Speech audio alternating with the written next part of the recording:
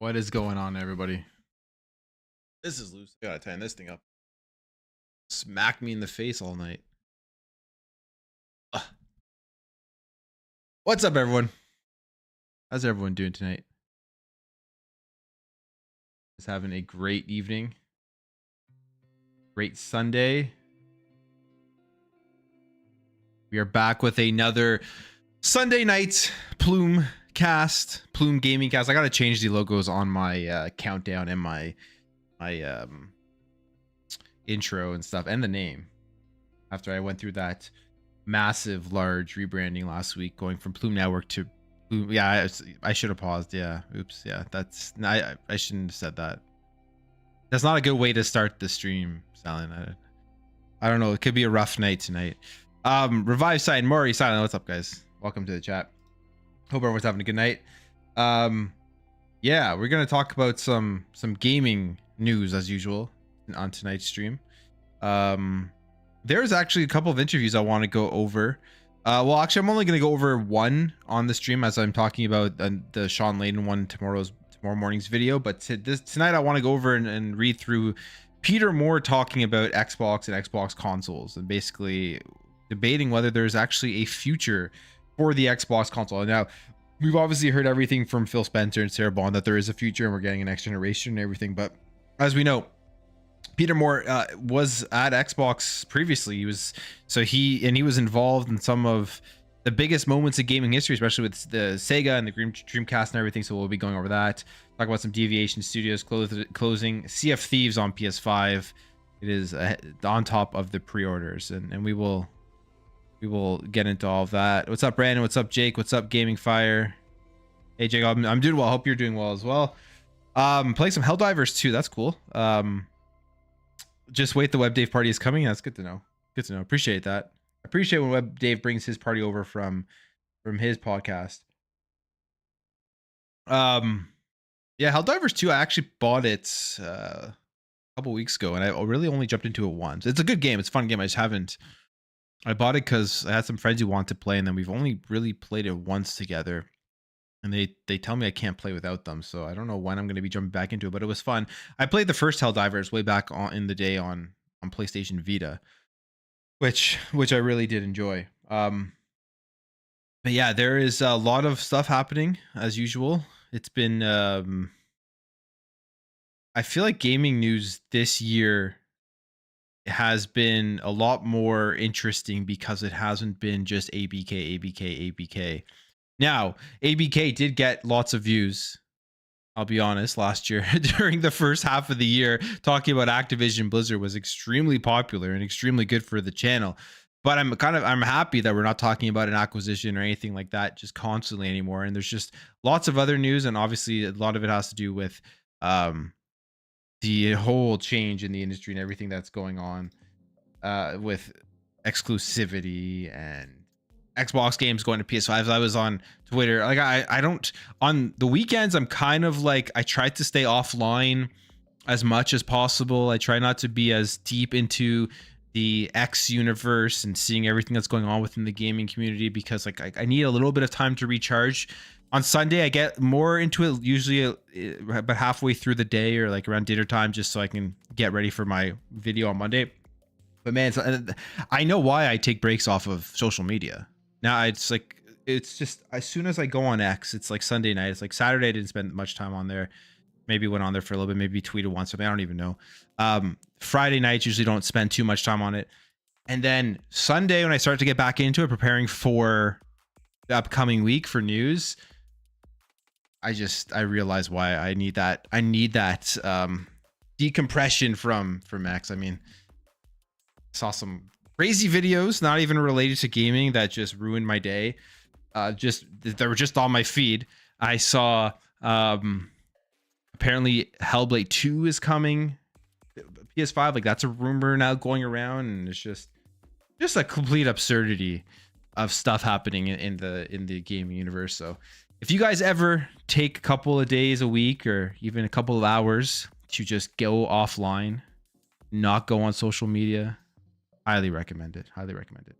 But here we are talking about some more news.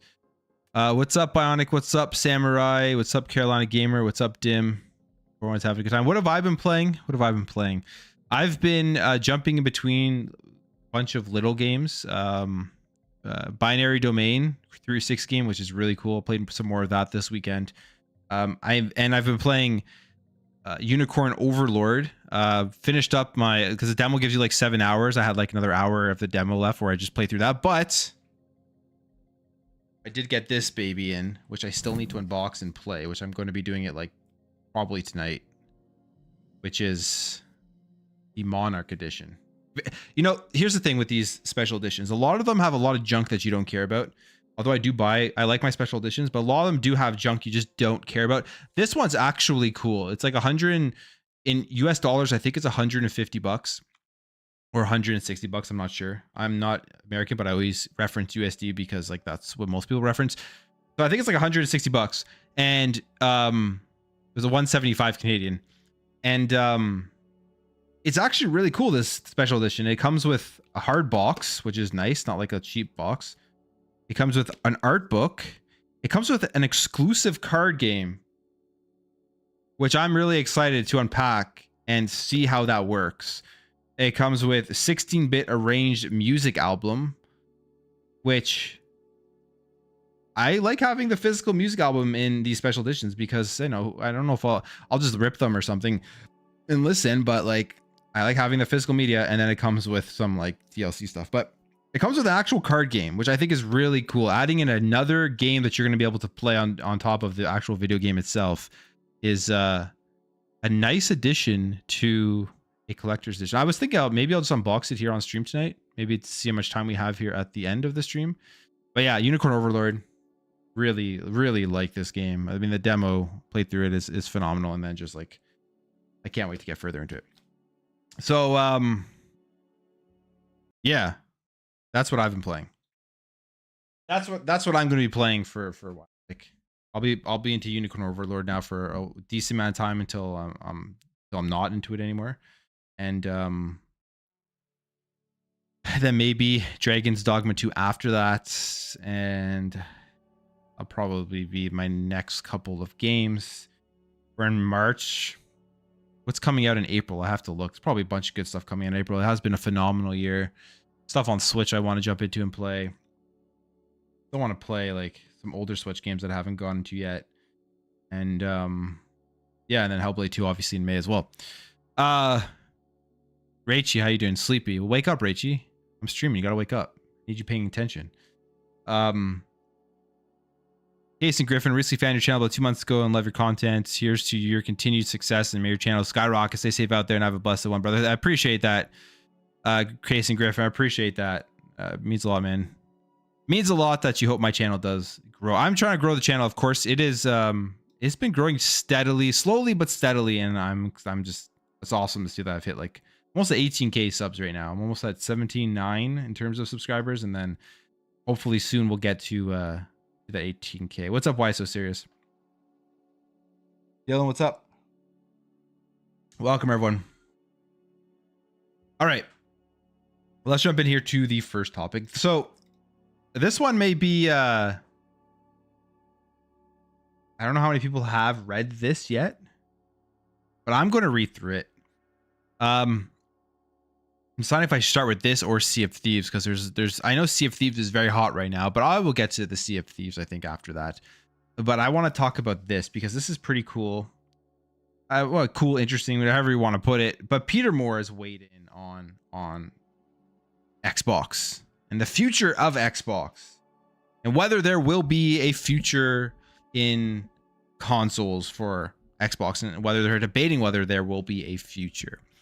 And as we know, we already have the messaging, we already have the information from Xbox themselves and Sarah Bond, and the fact that she's going to be revealing more hardware, and apparently the biggest technical leap did she say something about Xbox history, or one of the biggest technical leaps? I forget what the exact wording was, but a massive technical leap, which is kind of something they say almost every single generation. I mean, they say this when you go from generation to generation, then when you go from the mid-gen OG launch console to the pro console, it's always about just kind of getting people hyped up that it is this massive leap that you need to pick up this more powerful console. They're going to do the exact same thing here with the PlayStation 5 Pro when that thing does come out. In fact, there was an article that came out from WCCF Tech, I think recently, that basically don't be expecting like a double up in the FPS when the PS5 Pro does come out, which isn't surprising. I mean, that's like,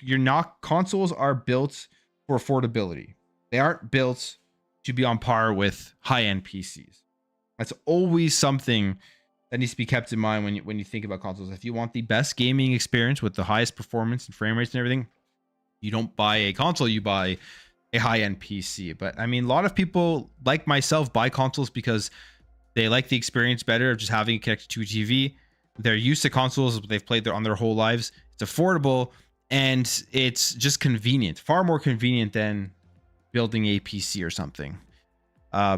So there's many different reasons why people buy PCs, but the question I think would be interesting if this ever happens, are they ever going to release now, like, as consoles are essentially they're the same, they're the exact same, and I'm thinking about all these different things in my head right now. I want to jump between articles as I speak, and I haven't even started this here, but they are the exact same. There's an article from The Guardian that came out speaking with Rare, which we will go over sometime later in the stream, where the devs were excited about getting the PS5 dev kits and everything and putting their games out there. But it's like, developing for PS5 and developing for Xbox, there's probably not that much different. Obviously, there's some different tool sets with the SDKs and stuff, but under the hood, the consoles are basically the exact same. This isn't like back in the day where you had just completely different platforms. Even if you go back as early as recent as PS3 and Xbox 360, like you had the Cell processor,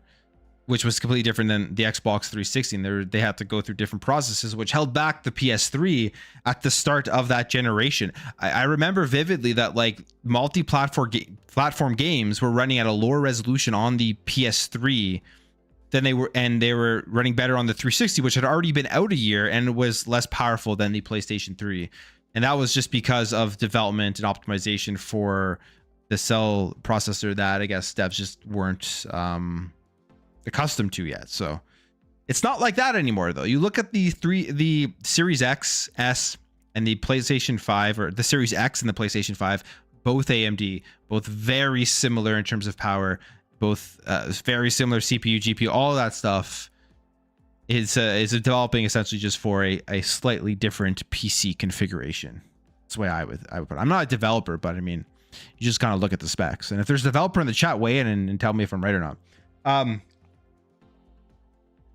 So Peter Moore, as we know, previously at Xbox and was a part of like the Dreamcast, and the Dreamcast being going away, has a lot of insight here in terms of whether Xbox consoles have a future. I haven't even started reading this thing. It is very long, and I've already ranted for what?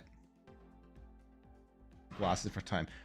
15, and the clock's going ahead have really screwed me up today, by the way. I don't know if anyone else with the daylight savings losing an hour of sleep has thrown off my life, but I gotta tomorrow. I mean, I just gotta keep going, right? You gotta keep powering through. I already ran for like 15 minutes, so let's just start reading this and commenting on this.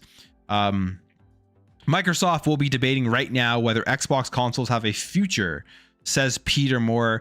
Says it feels like today video game consoles is at a crosswinds, with Xbox Series X, S floundering in the console war. Sony suggesting PlayStation 5 is approaching the second half of its life after missing sales targets, and uncertainty around the release of the Nintendo Switch 2. There is a growing concern that the traditional video game console business could be under threat. Why? There are a number of reasons. Perhaps chief among them is that the console business has failed to grow meaningfully in years, offering a sizable but static customer base that is increasingly playing a handful of enormous games and leaving little room for everything else. And I actually think that is a very good point. We are at a time where games are coming out consistently all the time. We're in a time where good games are coming out relatively quickly, or not quickly, but like all kind of packed into a one time period. I mean, you're having Dragon's Dogma and Rise of Ronin releasing on the same day. You have Unicorn Overlord that just came out on March 8th. which had tons of reviews. You had Helldivers 2, which a lot of people love, which is like a game that you could literally sit there and play for months and months and months. And all these games are coming out, so you're literally trying to appeal to a customer base. We've seen the numbers that are essentially stagnant. They aren't reaching their goals on the PS5 side. They wanted 25 million, so 22 million. But on the Xbox side, we've seen the charts where it's like the console customers growing, but slowly compared to anything else. And these developers and publishers are asking people to spend hundreds of hours in their games. So it's like, when you're looking at this from a business perspective, you're thinking you have to fight all of these games where people are spending hundreds of hours in, spending months playing, and then try to get them away from that to spend money on your game. It's becoming harder and harder as a big AAA dev, especially when you're spending like 100+ million on developing these games. It's becoming less and less realistic for these devs. It says, after the pandemic boom and huge revenue increases from the new types of monetization like battle passes, some are now wondering where the next shot in the arm comes from. Peter Moore is convinced Microsoft will be discussing right now whether Xbox consoles have a future. Why should we care what Peter Moore thinks? He knows a thing or two about video game consoles. As president of Sega of America, Moore was in the room when Sega killed the Dreamcast and went third party. Then as a boss of Xbox, he oversaw the Xbox 360 contending with everything from the Red Ring of Death debacle to over-the-top E3 presentations. And Peter Moore was at Xbox at the head, essentially, was the head of Xbox, the boss, during the, I would say, most important decision in Xbox history. Web Dave, what's up, man? Welcome to the chat. Welcome all the viewers from Gamers Council podcast coming over here. Appreciate you guys coming over here. Make sure everyone to go check out, if you haven't subscribed, if you haven't checked out Web Dave's channel and the Gamers Council podcast, make sure to go over there right now. As awesome podcast, awesome show every week. Just before my show, and then kindly by Web Dave, he brings over his viewers here, which is very nice. And you guys all get to hang out with me now after listening to a great podcast with tons of great opinions. You get to come here and listen to me talk for like 2 hours. So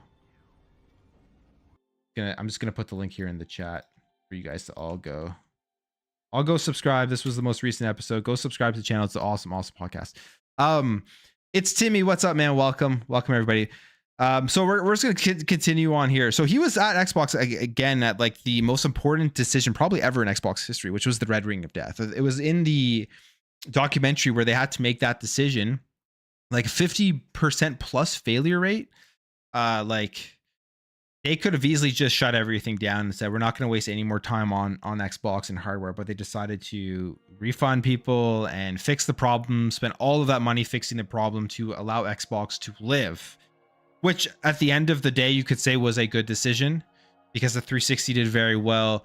And you look at Xbox now, I know people still love to still talk about the console sales, but Xbox is a huge part of Microsoft. And I'm sure Microsoft would be looking at the department right now and thinking, we're happy that they are still here. So he was part of a huge decision during the 360 era. So now he is weighing in on consoles, saying, yes, Peter Moore is that video game executive who got the Halo 2 tattoo. I mean, one of the greatest games ever created, so it's not a bad tattoo to get. Then it says, after Microsoft, where am I here? Then after Microsoft, Moore joined Electronic Arts to run EA Sports and the gargantuan FIFA series. In short, Moore knows what it takes to run a successful and unsuccessful console business. And so if he's wondering whether the games playing machines are under our TVs have a future, you can bet people are making them are too. In a sweeping interview with IGN, Moore delves into the ongoing debate about video game consoles, wonders what Microsoft in particular will do next, and reveals that Microsoft's current internal debates about releasing its exclusives on rival consoles are nothing new. In fact, years ago, Microsoft talked about releasing Halo on PlayStation. So, in case anybody's wondering, what they are talking about right now, they're still talking about it.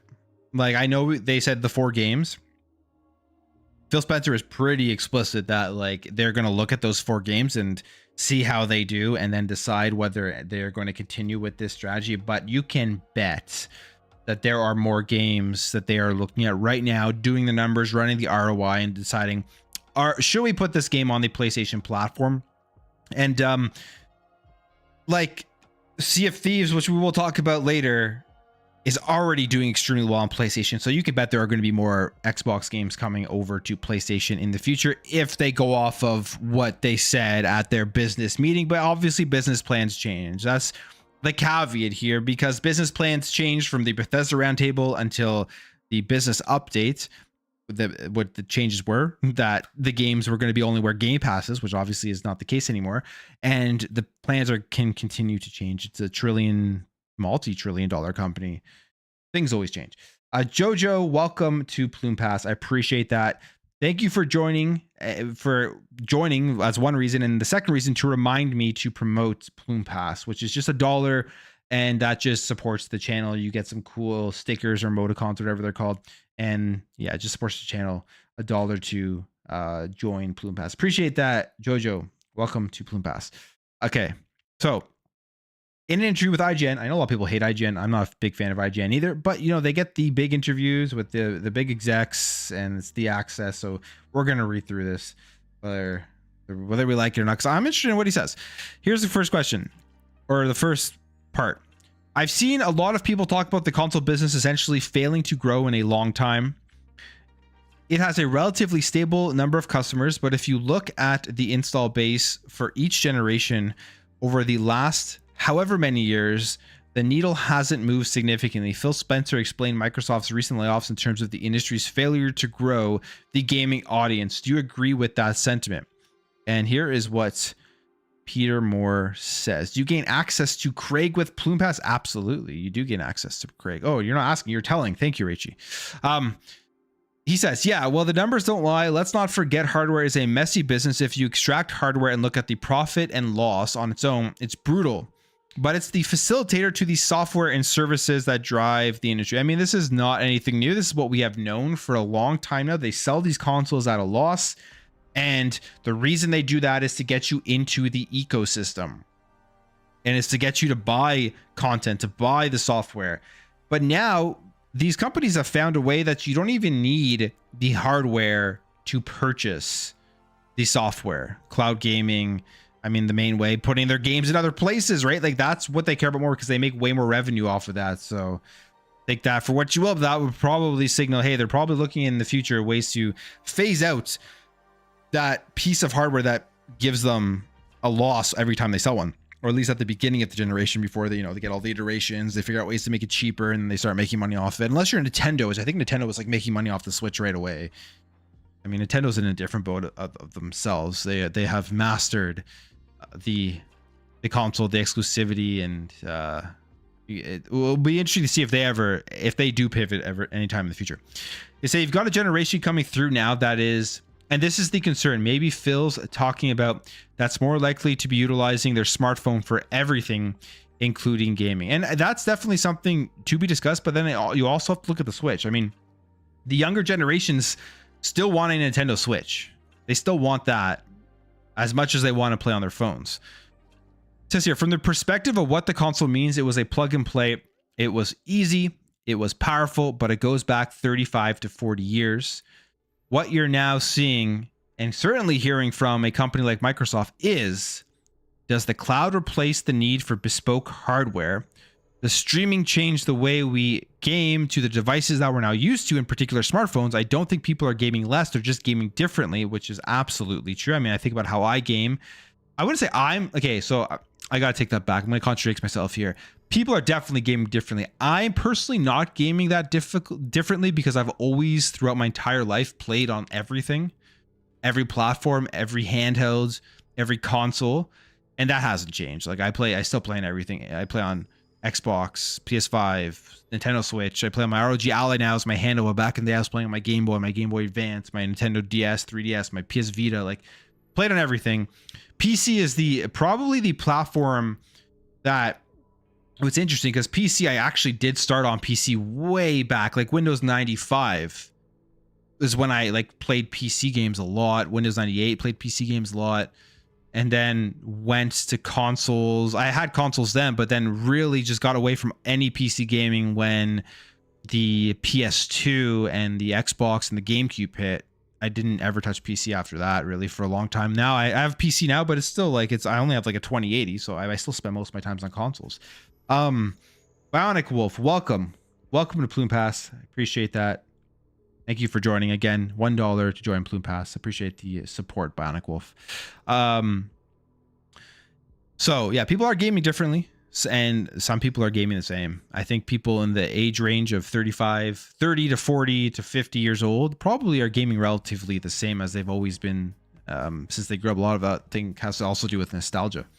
So continue on here.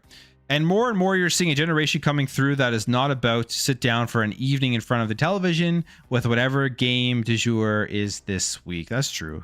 The kids, they're not, a lot of them are just playing on their phone, playing on their PC. The draw to sitting in front of your television, especially as if you were in like high school and stuff, was like having a bunch of people over and just playing couch co-op. Like that was a huge draw. Continues here and says, and it's always as we had suggested and thought, maybe feared, going back to snack size stuff. What can I do in the next 10 to 12 minutes? What can I do on my lunch break? And there's so much pressure on the gaming experience from everything else in this world. It's unbelievably and perhaps overconnected world dominated by social media, content, TikTok, videos. Well, I mean, TikTok may be getting banned in the United States, so that'll be one competitor out of there. That's my political input into this stream, because I saw something on X about that. Gaming will, while still robust, let's not forget we're probably 200 billion this year. It's fragmented across regions, across different content, and there's only so many hours in a day, and there's so many choices for us to use those hours. Information, entertainment, more and more content, YouTube streaming channels, blah blah blah blah blah, Amazon Go, and he just talks about the different stuff. So I mean, I agree. There is only so many hours in a day, but even somebody like who's an adult who's been playing video games on these consoles forever, you just need to find those 10 to 12 minutes and you figure out what you want to play. I still, when I have 10 to 12 minutes, this is where I think it differs a little bit from somebody like me and the younger generation. When I have 30 minutes, I don't think about what video game am I going to be able to play. I don't even waste my time, because I know that the games that I'm playing, if I sit down for 30 minutes, I'll probably accomplish nothing. I need to have like a slot of at least, the very least, an hour if I'm going to sit down and play some gamings like consciously. Like sometimes I'll sit down for 15 minutes and play games, but then I get interrupted. That's completely different. But if I know I only have like 10, 15 minutes, I'm not going to open my phone. I hate mobile gaming. I don't like those like little games that you go through and just like get a little bit of a dopamine hit. I don't really have time for that. I'd rather watch a YouTube video. I'd rather read something, try to become a little bit smarter in those 10 to 12 minutes, right? Like that's kind of what I do. But I totally can see what he means here, that they need to capitalize on people having less time because of all of the media consumption that does come in here that people have to contend with as they try to choose what they want to play. I need at least three. Illegal Dad.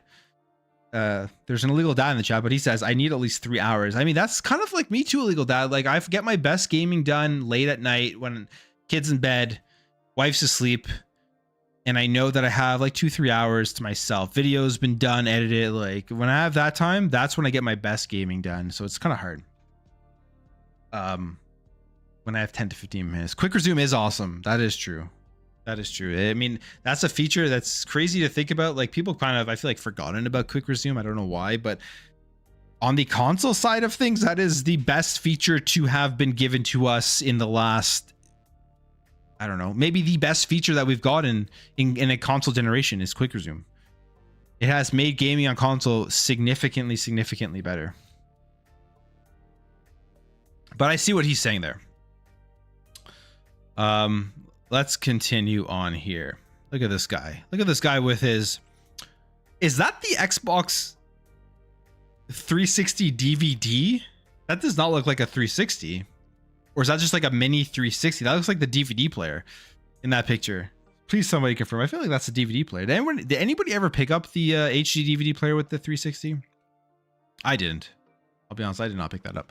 Okay, consider here the broader picture. We certainly feared during my time, even at Microsoft, we were saying then in 2007, is this the last console generation? Do televisions start to come with chips that can play games and you just need a controller? So they were talking about this back in 2007. They say, is the PC as it was then a renaissance? And why do you need a bespoke piece of hardware that costs us Microsoft billions upon billions of dollars to install, and you hope to hell you get an attach rate of software and something out of your Xbox Live, your connected service that would justify the losses, the hemorrhaging of cash that hardware cost you? And I think this is what's happening right now. Like, Silent, you had the HD DVD drive and a ton of movies for it. Yeah, I never had. I just went and I just skipped over HD DVD and just went Blu-ray, and then Blu-ray won the battle, right? So I never spent money really on too much on the HD DVD stuff. I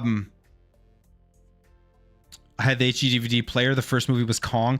Kong was also a launch 360 game, right? I have like a demo disc of it still, I believe. But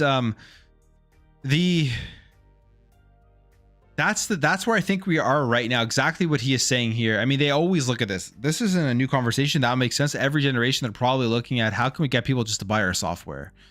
We don't care that they're playing on whatever device. This is why console wars is kind of really stupid nowadays, because it's like people console warring the plastic box that like these companies don't even really care about that much anymore. The only reason they cared about the plastic box so much was because it was a way to lock people out of the competition and make a ton of money off them. But now we're at a point, it's like they're not making nearly enough money off of locking people to the plastic box, so they just really want to make money, and so they're going to put their games everywhere. We're seeing it from Xbox, we're seeing it from PlayStation. Will we ever see it from Nintendo? Nintendo's a different story. I think maybe if Nintendo's strategy ever fails, we may see it.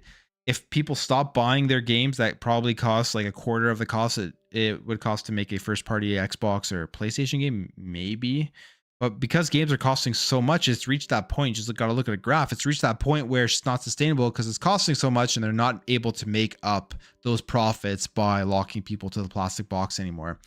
So they either got to put their games everywhere, find more streams of revenue, or significantly reduce how much it costs to develop their games. And I honestly wouldn't care if they went with option number 2 there. If they gave us smaller games, if they gave us more fully just fun games. I feel like there's so much cost that goes into making these cinematic experiences, and I'll be completely honest, from myself personally, those are the games I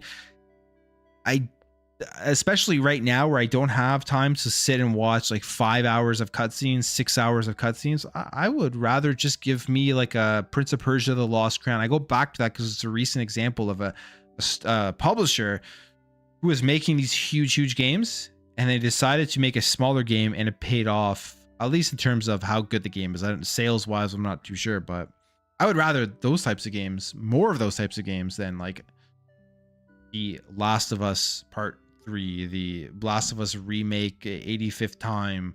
I don't know. Even for me, like I'm not the biggest fan of Hellblade. It's at least the Hellblade is like a shorter experience, I guess, but like I don't know. I'm okay if they scale back. I'm okay if they scale back. Not to say I don't like those games. I'm just saying I would give us more older school games. I'm cool with that. And then they say, and you think back now to music and soon an iPod, and I go back to Discman and Walkman, bespoke devices that play music. Well, we don't have those anymore. And so now whatever streaming out of my phone on Spotify, I listen to a lot of music on SoundCloud. He goes on here to talk about music stuff. Don't need to read through that. Goes on, talks about influencers and the content on demand, because I mean you're just swiping up and you're getting that dopamine hit all the time. And he says Gen Z is coming through and they're going, and this is another big point, why do I need to spend $400 or $500 on a bespoke piece of gaming hardware when I've got my smartphone or I got my PC or my Mac? I can do things there with a pretty decent controller. And I think this is where these companies have realized that they have to be putting their games on PC where this generation is and where this generation is going to be in the future.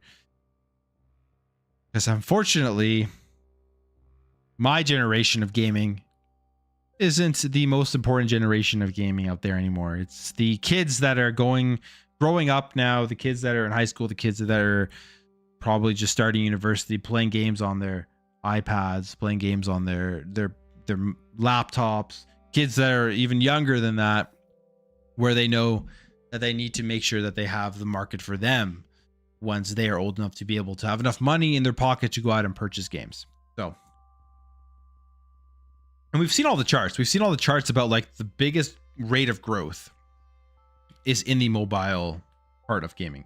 Now, this also, like, you look at this, we talk about this, and I think Xbox has set themselves up to deliver games across for everybody. You look at all the, obviously ABK was that catalyst for them to be able to deliver games to the mobile market. And now because they have ABK, now because they have Call of Duty Mobile, Warzone Mobile, they have King, they have all of these mobile developers, they're sitting there and they're thinking that we can deliver all of that stuff and then still actually make these big AAA games, still actually make these games that the older generation wants to play, and then cash in on literally every demographic, age demographic out there.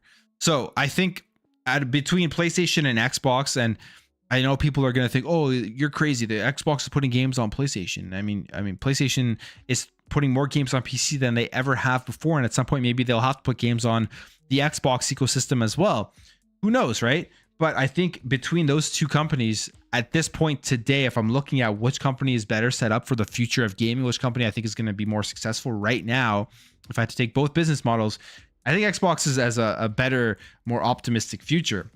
Now, that's not to say that PlayStation isn't going to come in with sweeping changes. The thing that PlayStation has that Xbox does not have, at least on the same level, is that brand recognition. That, I don't even know if brand recognition is the right word, but let's that like extreme loyalty, that top of mind thing that people have when they think about video games. PlayStation has done a far better job of marketing and built up a larger, much loyaler consumer base because they've been around longer, which is one thing, but they've also delivered for longer as well. Like, I mean, you look, PS4 was just a huge win for them. So that's what they have. So they have that ability to be behind right now, make those pivots, and then still be okay in the future, which we're kind of seeing them doing with releasing more games on PC. We literally just saw this with Ghost of Tsushima.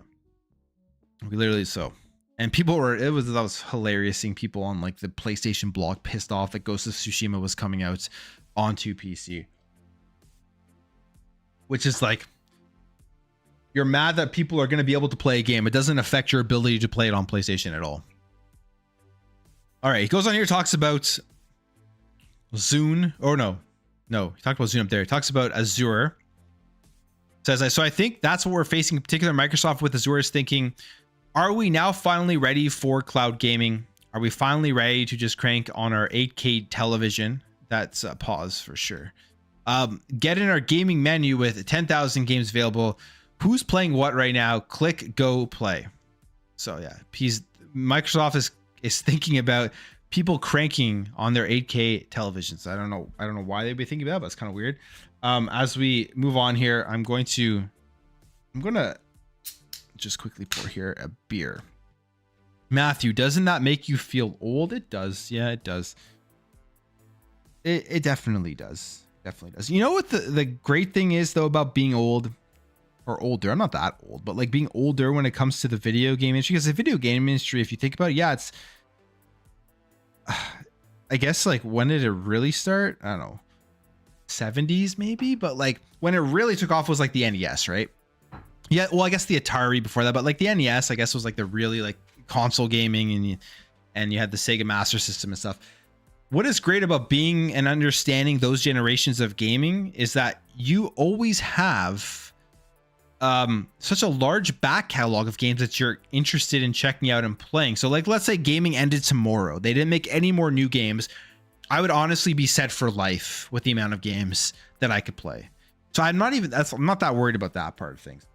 So that's the advantage of being older. What am I drinking? I am drinking a red ale from a brewery called Touque de Bruy.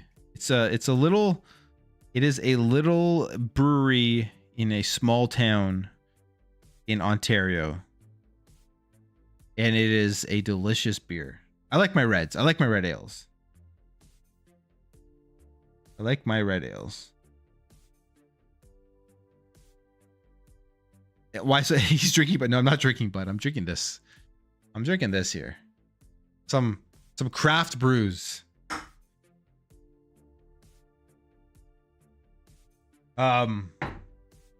Drinking Bud is like literally just drinking water. So like, what's the point, right? I'd rather just drink water and stay hydrated than drink that and dehydrate myself for no reason and literally feel nothing off of it. All right.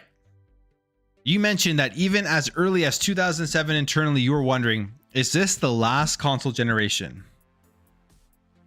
And here's what Peter Moore says. Yeah, the Xbox 360 during the back end of that, you have that concern. If you were thinking then of something that launched in the mid 2000s, what does the end of the decade look like and how long the cycles were? Usually 5-6 years. And what does it look like in 5-6 years? Are we going to need another? Well, the answer ultimately was yes, but the questions were being asked then and why? Because you've got faster, cheaper broadband, more ubiquitous in just about everybody's home. I always remember this. You're looking at music and the lessons learned, and all of a sudden streaming of high definition movies was starting to happen as we had those capabilities at home. Again, gaming wasn't immune to this. The thing that kept us going was games were 30 gigabytes then, or 40 gigabytes, and music was 4 megabytes, and a movie you could stream, but it was linear and passive. And this is huge. I'm happy he mentioned this because I haven't read through this yet. This is my first time reading through this. But if he didn't mention this, I would have said, well, comparing video games to music and movies is like, it's kind of stupid when you look at the internet capabilities out there. It's just the amount of gigabytes that a game has. It's way bigger than 40 now. You're getting games like 100 gigabytes. Like, it's insane. And you have to deal with that lag. Like, that is the biggest thing, right? You have to deal with that lag of hitting that button and the action happening on screen at the same time as you're hitting that button. You don't have to deal with any of that stuff with music or movies. It's a far more complex thing when we're looking at like, okay, people have internet, people can stream. It's just not the same at all when it comes to gaming. I don't even think I know we're getting all these cloud streaming services, but the reality is I don't think we're anywhere near ready for this to be like a mainstream adoption in many parts of the world. It's not even close. So it's going to be a lot longer, I think, at least maybe even another generation before cloud streaming really becomes something that is kind of a main thing that people want to use and game on. Matthew, welcome to Plume Pass. Appreciate you. Thank you for joining. $1 to join Plume Pass for all those out there who are wondering what that is. Just helps support the channel. Appreciate that, Matthew. Yeah, so that's my thoughts on the whole that part there. So I'm happy he did mention that though, because obviously, because sometimes you think about these executives and you think they're just talking out their ass, but at least he kind of recognized that there. Do you think this is the last console generation is the next question. And he says, well, it's a great question already. PS5 saying, yeah, maybe we could sunset this thing, but no mention of a PS6. Now, look, Sony is very much a hardware company, so I would say that that's your barometer company. Okay, because they're hardware. Microsoft, not so much. Microsoft, I'm sure would love if everything moved into the cloud, and I kind of agree. I agree with him there. If Microsoft had the ability to move everything to the cloud, and knowing that they wouldn't piss off their core customer base, which is the Xbox console user, like by far, those are probably the people that spend the most amount of money in Xbox, people that follow the industry far more than the other avenues. Like if you're just playing through the cloud, know what Xbox is doing, will speak up on social media if Xbox is doing stupid shit. They have to still appeal to those. But if they thought, hey, it doesn't matter, we can lose those customers and it'll mean nothing to our business. And if we could, and they know that they can move everything to the cloud and have huge access, they would probably end up doing that. I wouldn't be surprised, but I mean, what company, if they could find a cheaper way to make a ton of money, wouldn't do that? Probably no company out there. The only thing that Microsoft doesn't get to play in as well as anybody else is the smartphone business, right? Because that's where Apple, Google, the handset manufacturers will benefit from enormously, and they already are. they're making tens of billions of dollars without really trying in gaming with 30% royalties. That's a great point. I mean, we do know Xbox is, we're thinking of making their own store where you could go in there and buy their mobile games, I guess, or access their mobile games. That was something that Phil Spencer did say during the ABK acquisition. That's one of the main reasons why it was such a big acquisition, is because if they have all these mobile games from Diablo Immortals to the Call of Duty Warzones to the King games, they can just literally make their own store and have all their microtransactions and stuff and just try to compete with the Apples and the Googles. I mean, we're seeing stuff happen right now, even with Apple and Epic, that happened in the last week, where Epic's trying to make their own store for people to access Fortnite, and Apple shut off their developer account, which they shouldn't have, and now they've reinstated it. So Apple is like, you want to talk about a company that closes off stuff and make sure that you're just locked into their ecosystem and does lots of anti-consumer moves. Apple is that company. I don't know how people love Apple so much. I mean, they make good products. I will say that they do make good products. I have the last Apple product I've purchased was a 2015 MacBook Pro, and that thing still runs and it works well today. But man, they do a lot of anti-consumer stuff, which is why I'm definitely an Android guy when it comes to my phone, which I don't know how much better they are, but at least their ecosystem is more open. So he's comparing it to Apple with their lock on mobile. And I'm sure we're going to see more PlayStation mobile games too, as they're going to try to get into that. He says, but I think it's a real serious question that's being asked. I'm sure in Tokyo, in Redmond, Washington, in Kyoto, that's what everybody's working on right now, because when you start off the next generation, you've got to be ready to absorb billions of dollars in losses. Unless you're Nintendo. Unless you're Nintendo, then you're good. And is the industry, given all of the layoffs and everything we're going through right now, is the industry ready for that? Look at Sony laying off 900 people, a lot there in the UK. My two eldest daughters work at EA. They're all right, but they're always looking over their shoulder. So, but he says this when we just got the business update from Xbox and Sarah Bond saying that there's more hardware coming, biggest technical leap. So they've already looked at the numbers, because they have to prepare for these next consoles years and years in advance, right? They've already looked at the numbers, they've already looked at the ROI, and they know that next generation putting out a console will still be beneficial. So at least we have one more Xbox console generation at the very least. And who knows, even after the PS6, will there be a PS7? I think that's the bigger question. I think we'll have one more console generation, then going forward after next gen. So at least another, from here, probably another 3 years, 2-3 years, then another 7 years after that. What's going to be happening in terms of consoles? Now, continues on here.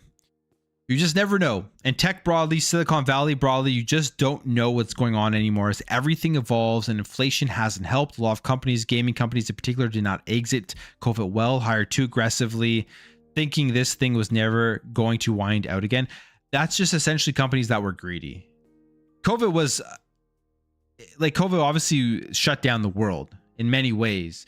But if people like these companies, I don't think these companies for a second thought this thing was never going to end. They were just trying to be greedy and cash in the couple of years that they knew people were going to be locked in their homes and having no choice but to play video games. And now we're seeing that fallout with the industry, just like essentially all the layoffs and everything. One of the things people are saying, the gaming industry is crashing and collapsing. I don't think that at all. I honestly think that we're just kind of seeing it like shrink back to normal, shrink back to pre-COVID stuff. Unfortunately, people got a bunch of jobs of promises and thoughts that they'd be there for a long time, and that just obviously hasn't been the case. It says here, and of course it did. I always call it the Peloton theory of like, oh, we're forever going to be at home and we're forever going to be playing games and jumping on a bike. So obviously that wasn't the case.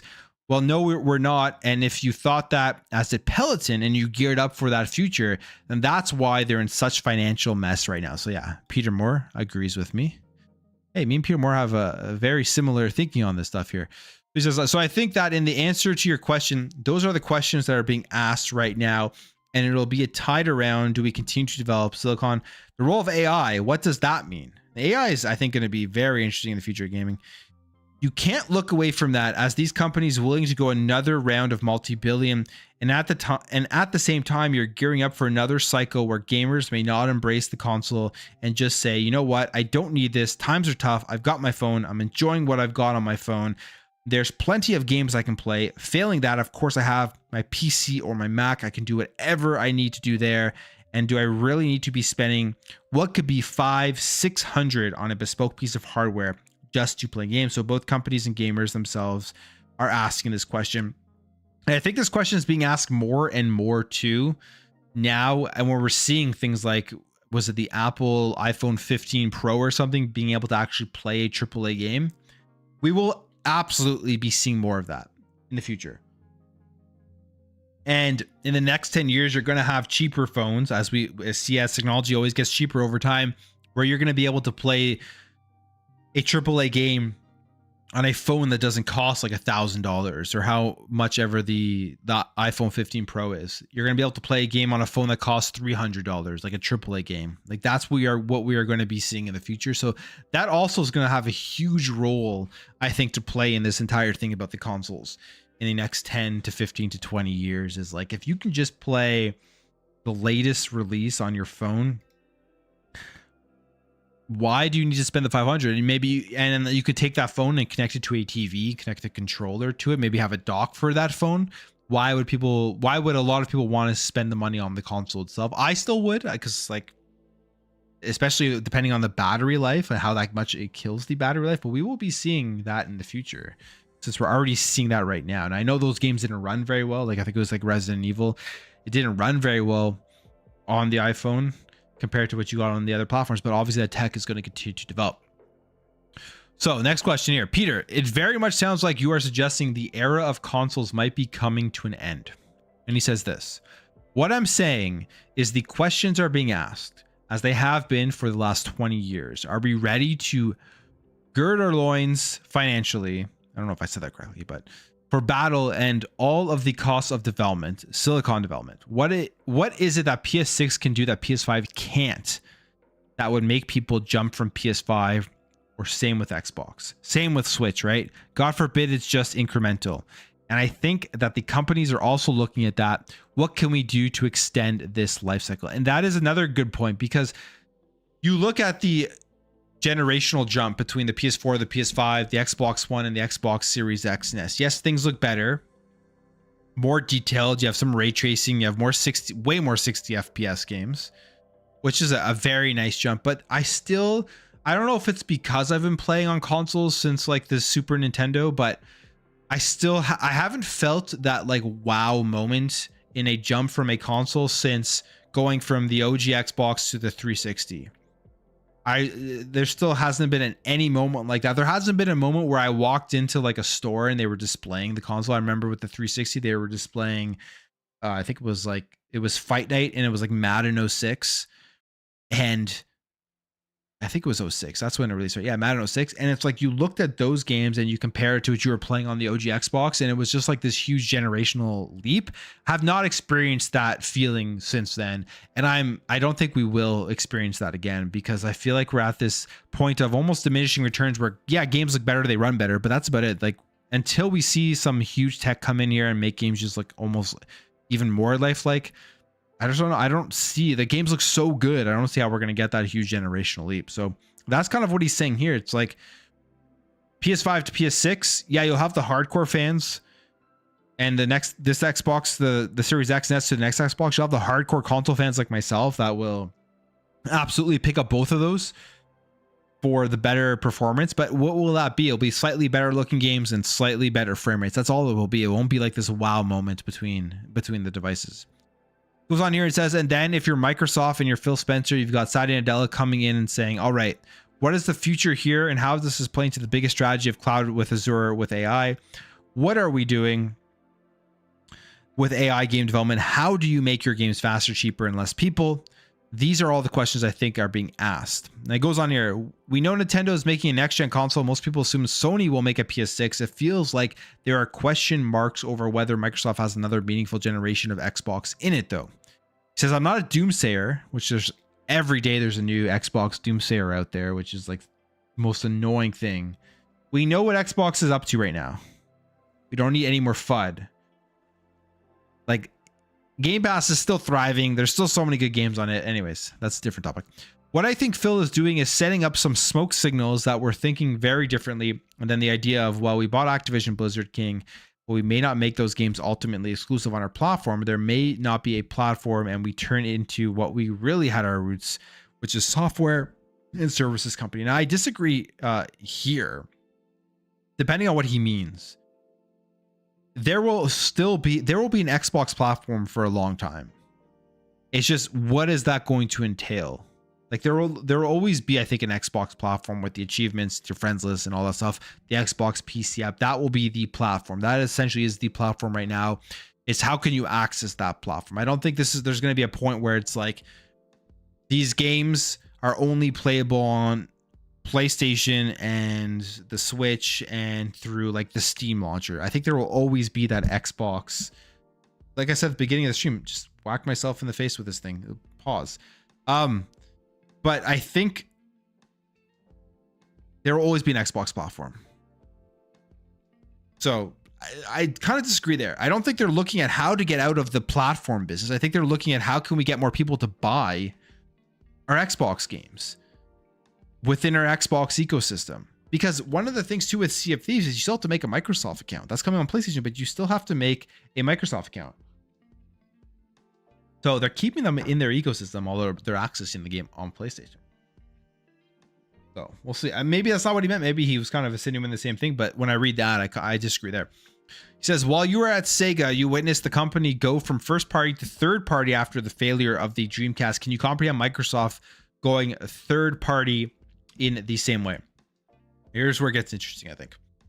He says, I think the words first party and third party may just disappear. And I 100% agree with this. We don't have now in 2024 an understanding, a consensus understanding of what first party and third party is. We have no understanding of that. People are always out there console warring and fighting over this garbage, but we have no idea what those actually mean anymore. I'm not saying I do, but we can't sit here and say Xbox is going third party or has gone third party and not say that PlayStation has gone third party as well, because they absolutely have. Their games are on PC. They're developing games for a platform that they do not own, which is PC. They are third party just as much as Xbox is third party. So what is the definition now of first party and third party? That's the thing. Like, people just keep throwing these out there like they're both, all these companies, they have their definitions of it, but we don't have a consensus understanding of what first party and third party is, I guess. Like, anyways, that's just my rant on that, because it's people are always saying, oh, Xbox third party, but PlayStation's third party as well. I mean, they have a game on Xbox, they have a game on Nintendo Switch, they have a game on PC. So what is it, right? We have to kind of get rid of those terms, I think, at this point. It says here, it'll just be, we make great games and we deliver a phenomenal service on which you can play our games. And first party and third party, those are legacies of hardware. I agree 100% here with Peter Moore. He says, I think the question that will be being asked from Nadella and the executive team to Phil is, all right, what we've just given you, whatever it was, 69 billion. But what does the next 5 to 10 years look like, Phil? What is the long-term strategy? Exactly what's going on right now? And yeah, they'll be like, all right, we're thinking about what the next generation of hardware could look like, but the challenge will undoubtedly be coming from Nadella. What does it look like without hardware? And so that's going on right now. And what we do look like if we were more like EA than we are Sony. So that's what I'm sure is going on. I feel like that's absolutely going on right now. You have the execs up at the top questioning the Xbox hardware for sure. And I'm sure you have Phil Spencer explaining just like how important it still is right now with, I mean, you look at the Xbox One, you look at the Series X and S, there'll be over 50 million plus people out there that have an Xbox console.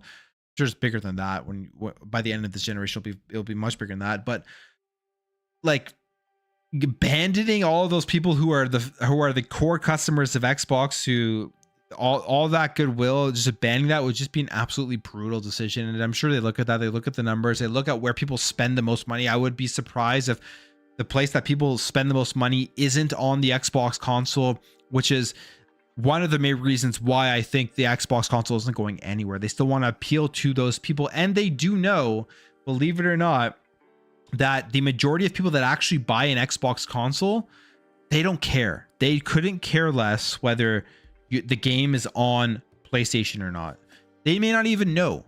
Most people buying an Xbox console are buying it for many different reasons, and they still need to be able to give these services and games to those customers. So I'm sure they're looking at that, and I feel like Xbox has established itself enough that it's not going to be going away really anytime soon. And I mean, at least another generation. Again, the question is generation after that. But if Xbox does come out with like a hybrid, it comes out with like a handheld, and those do well, which we are now in a point where the handhelds are doing very well. And if they do something that's like, you have a hybrid where you're taking your Xbox account, your Game Pass, and everything that you've purchased with you on the go, and be able to play on a TV, being able to play it anywhere, I think it'll do very, very well and sell very good. So I don't see the Xbox console going away.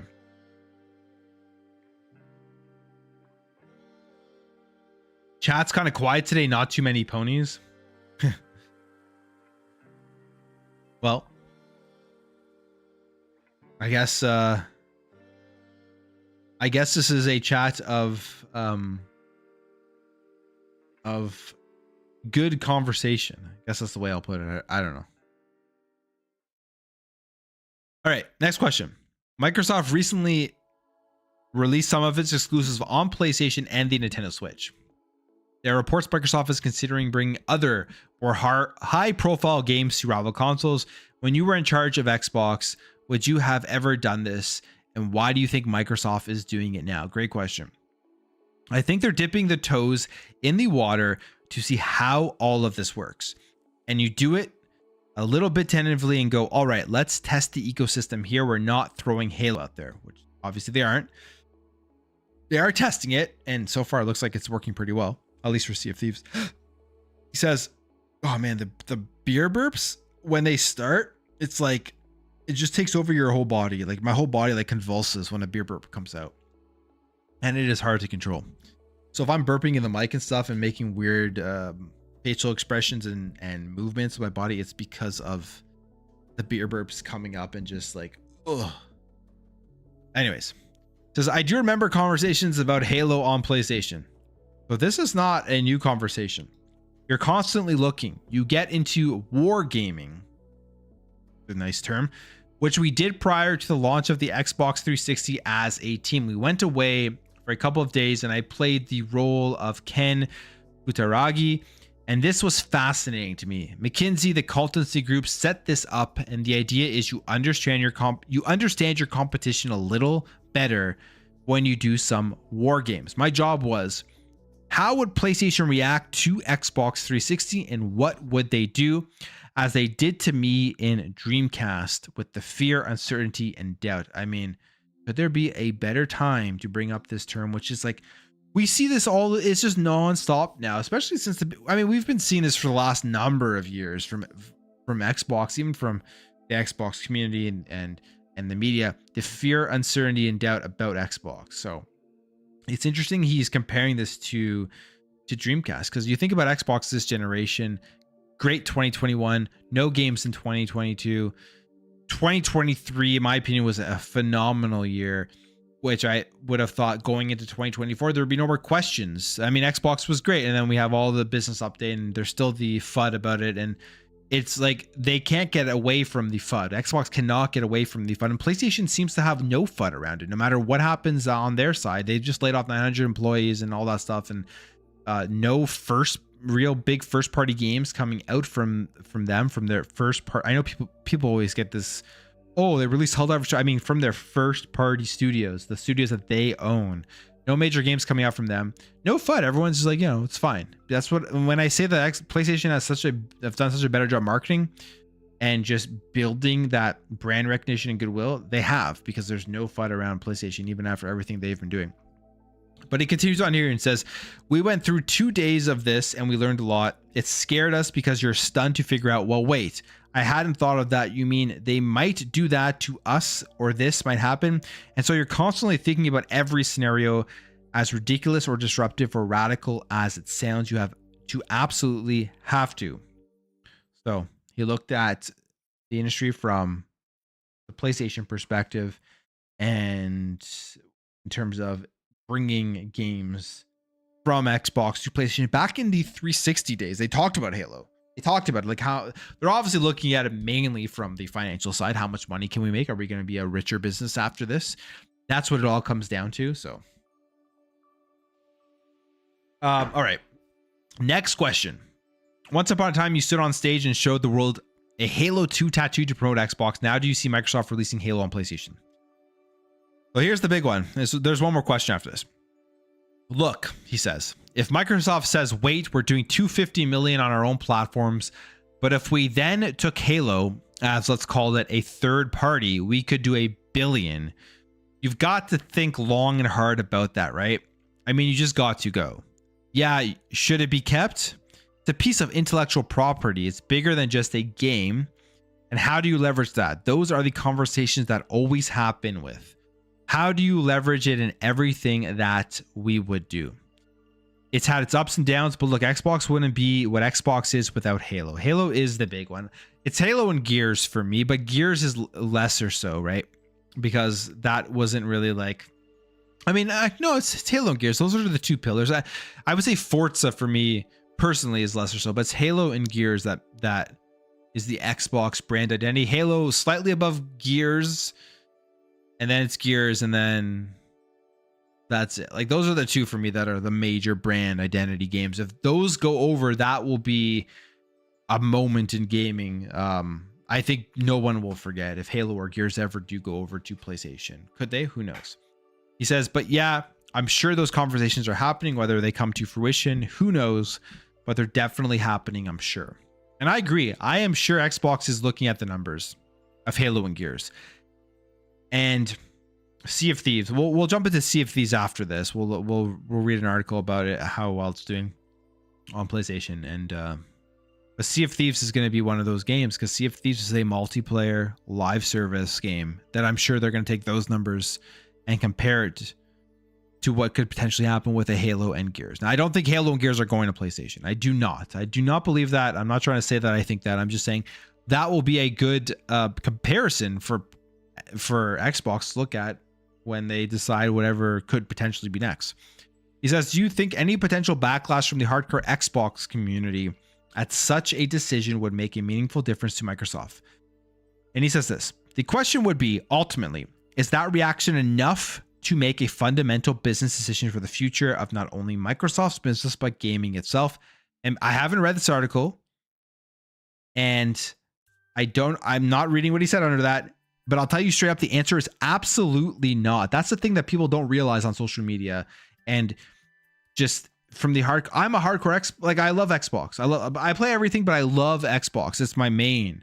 But I even understand that they're not appealing to me anymore.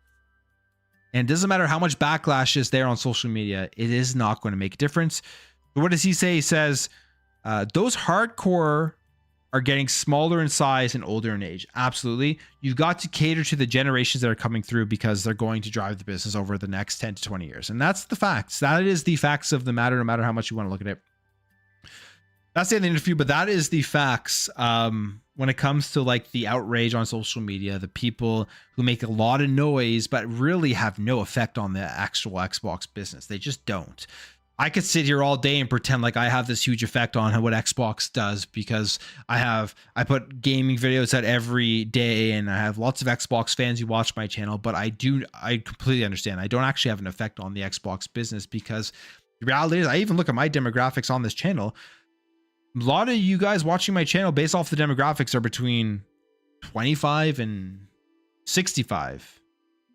And at some point they need to start appealing to the 15 plus year olds, I guess, start getting them into the Xbox ecosystem and see where they're playing, so that when they become adults and they have the disposable income, they'll spend their money in the Xbox ecosystem. But I think that's just the reality of right now as to is happening. That's just what's happening. That was a good interview. I think Peter Moore actually had a lot of good things to say there. I don't know about you guys, but I think Peter Moore actually had a lot of good things to say there. That actually took me like an hour and 15 minutes to get through, as I gave my like an hour. It took me about an hour to get through that one, just as I gave my commentary on that. But I think that was a very good interview with Peter Moore. I think he has a lot of things that I agree with. One or two things I don't agree with, but he definitely understands the gaming industry. He definitely understands what is going on. As somebody who was there during the 360 era, which I would say, like I said earlier, was one of the biggest decisions they had to make from a hardware perspective, his insight I think is pretty good. So, yeah. So if you're just jumping in here, guys, my Sunday night stream, I just talk about gaming news, stuff that I haven't covered and stuff that I have covered, and we just hang out. We got a couple of tags here. Matthew says, love your vids. Wanted to point out your slogan. Let's jump over here. Oh, wow. I never thought about that. I probably do say that a lot, don't I? Thank you, Matthew. I appreciate that. I do say that. Let's jump over here. Yeah, you're right. I do say that. Like when I'm going between topics. That's a good, good catch. Paul Morrow. I love that Sea of Thieves is PlayStation's top seller on their store right now. Yeah, we're going to jump into this next. We're going to talk about that next. Sour Blow, what's up, man? How you doing? You keep forgetting my streams today? Come on, man. Come on. I'm just joking. Silent, yeah, yes, I am calling you old. I feel like you're probably yeah, you're older than me. Yeah, you're like a grandpa. You are old. You're like the old man Silent. So let's talk about Sea of Thieves. Let's talk about Sea of Thieves, because that was another thing that just happened today. I think a lot of people are pointing this out, or maybe yesterday. I only saw it today. Because like I said, I try to decompress over the weekend. I tried to decompress over the weekend and stay off social media. Shitstorm today when I went on X. This is why I try to decompress, because if you're in a constant shitstorm, if you're always connected to the gaming community, it's like essentially a constant shitstorm. So if you're always in that shitstorm, I don't know how people like function in their daily lives knowing that there's a continuous shitstorm going on in the background. If you're like somebody who tried, like, I'm pretty connected to this stuff. I like to stay updated and everything. I don't know how I could continue always being in a constant shitstorm, which is like seemingly what is happening now in gaming. But anyways, that's for a different topic. I mean, like I'm thinking about, so what did I see today that was shitstorm? Hellblade 2 going to PlayStation. Obviously Gamergate 2.0, like people are going crazy about Sweet Baby and Gamergate 2.0. That is like the other thing that's just nonstop. What else do we have? I'm trying to think, like layoffs galore. It's a nonstop shitstorm right now in gaming. But let's talk about Sea of Thieves. Let us talk here about Sea of Thieves, because as we know, one of the games, actually, wait, I got to go back here quickly. I got to go back here and I need to change my topic here. Sea of Thieves. Did I spell thieves right? I always get I before E, except after. Sea of Thieves on PS5. All right. So, as we know, Xbox came out with their business update and they announced those 4 games coming over to PlayStation. And the thing that they did stress was that these are 4 games. And I know there's some people that are burying their heads in the sand here and like, oh, it's only those 4 games. It's not only those 4 games. Phil Spencer was explicit when he said, kept the door open. 4 games. They're trying out those 4 games, and then they're going to continue to look at what that means, and potentially more games are going to be coming over. That was the most obvious thing that came out of that entire business update, in my opinion. So 4 games. One of those games that they are testing out is Sea of Thieves and Rare, and their game coming over to PlayStation 5. And it is doing very, very well right now on PlayStation 5 as it is currently. Now, this is 16 hours ago, this article. I don't know if it's been updated since then, but it is currently, from what I understand, the #1 most pre-ordered game on PlayStation. So, I mean, we'll read through this, or what we need to know. Basically, it says here that last month, Microsoft confirmed widespread rumors that it would start bringing more of its exclusives Xbox games to PlayStation and the Nintendo Switch in a quest for a bigger profit margin growth. The first batch includes Grounded, Pentiment, Hi-Fi Rush, and Sea of Thieves. Sea of Thieves is by far the biggest of the bunch, and the service game arguably has the most potential. It seems that the potential is already being realized since the game has hit the top spot on the pre-order chart. Benji sales here on X. I click the tweet. Let's see here. Benji sales here on X shows this, and it is a picture of the pre-orders. And I mean, you have Sea of Thieves here ahead of MLB The Show, which is a first-party PlayStation game. There's a premium edition and the regular edition are both in the top pre-order games. It's even ahead of Rise of the Ronin, which you would think, I mean, everyone on PlayStation, it's a huge game. There are a lot of people that are going to want to play that.